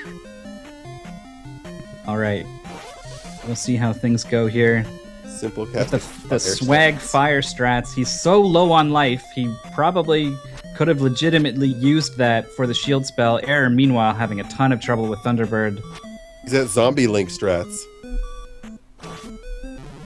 And Dark that- Link going very smooth, and a death for Error, so even if Dark Link were to suddenly just destroy Simple Dude,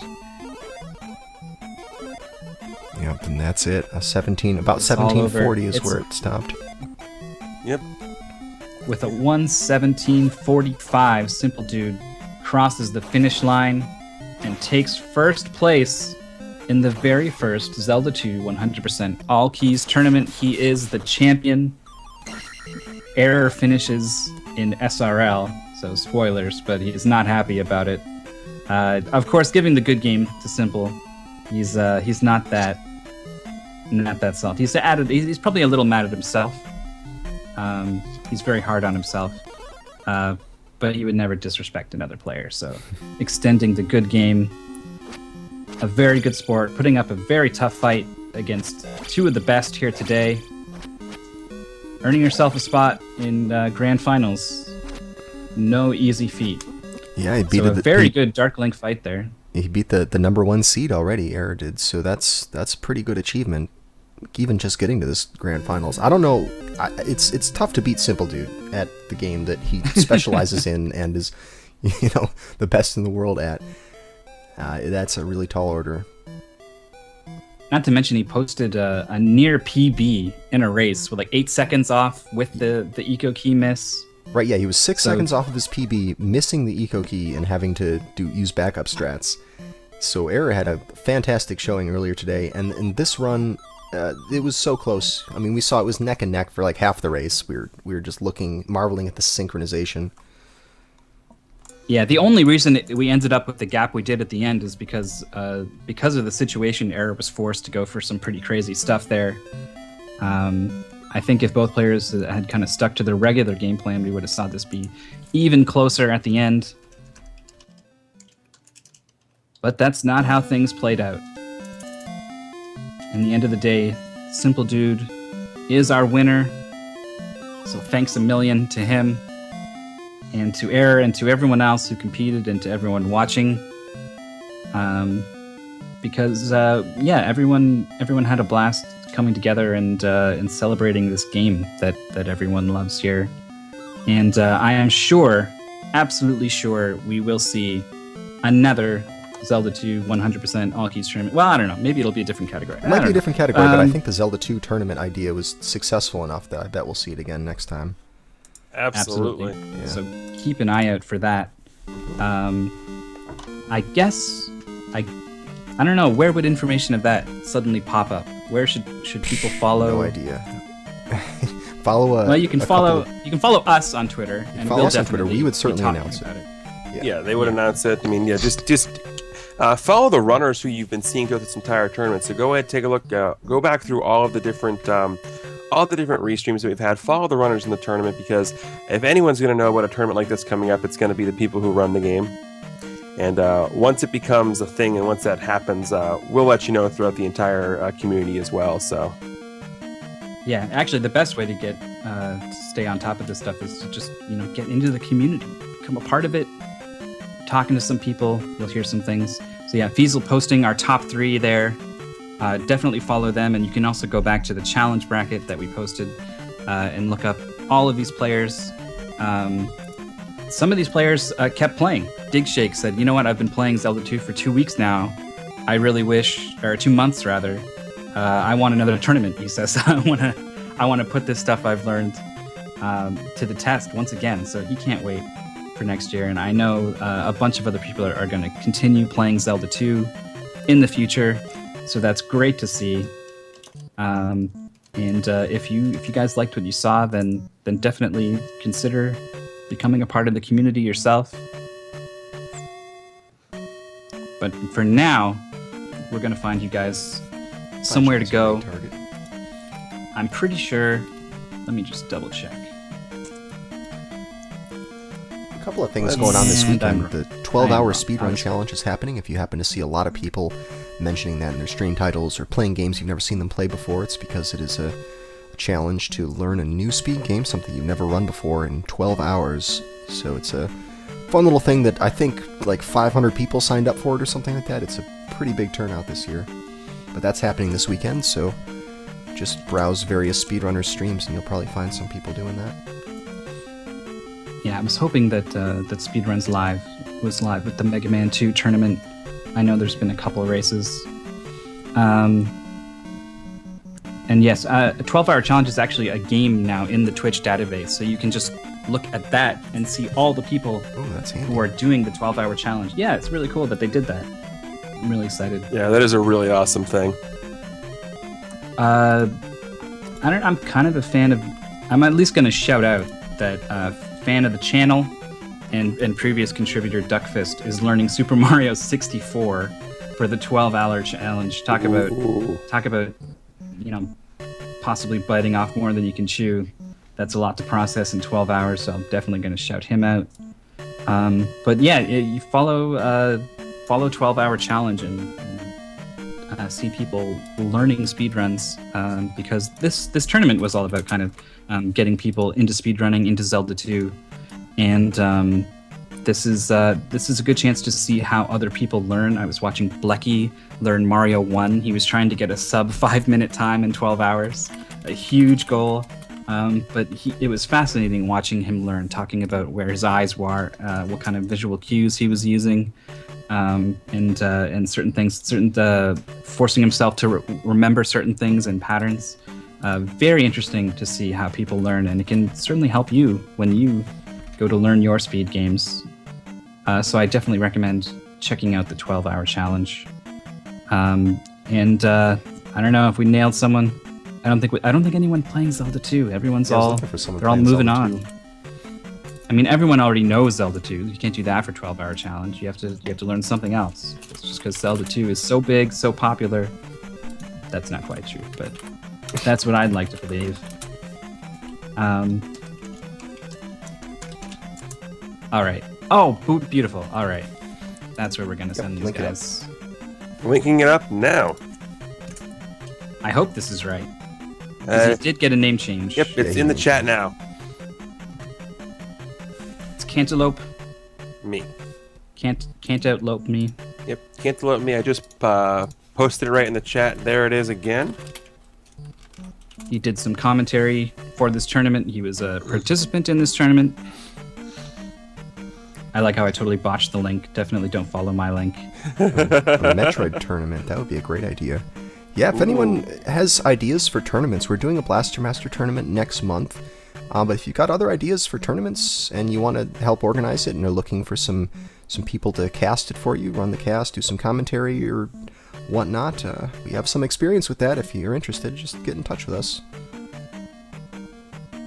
Absolutely. All right. So with that, go check out Cantaloupe and come back later for more speed gaming on this channel in the future. Unfortunately, Zelda 2 is on hold until next time, but we do other things here. So if you had fun here, you can come back, and I hope you did, and I hope you do. So goodbye, everyone. Happy Sunday. Happy Super Bowl. Go Denver. Go Carolina. And we'll hope to see you guys next time. All right, see you later. All right. Bye-bye. Have a good one, everybody.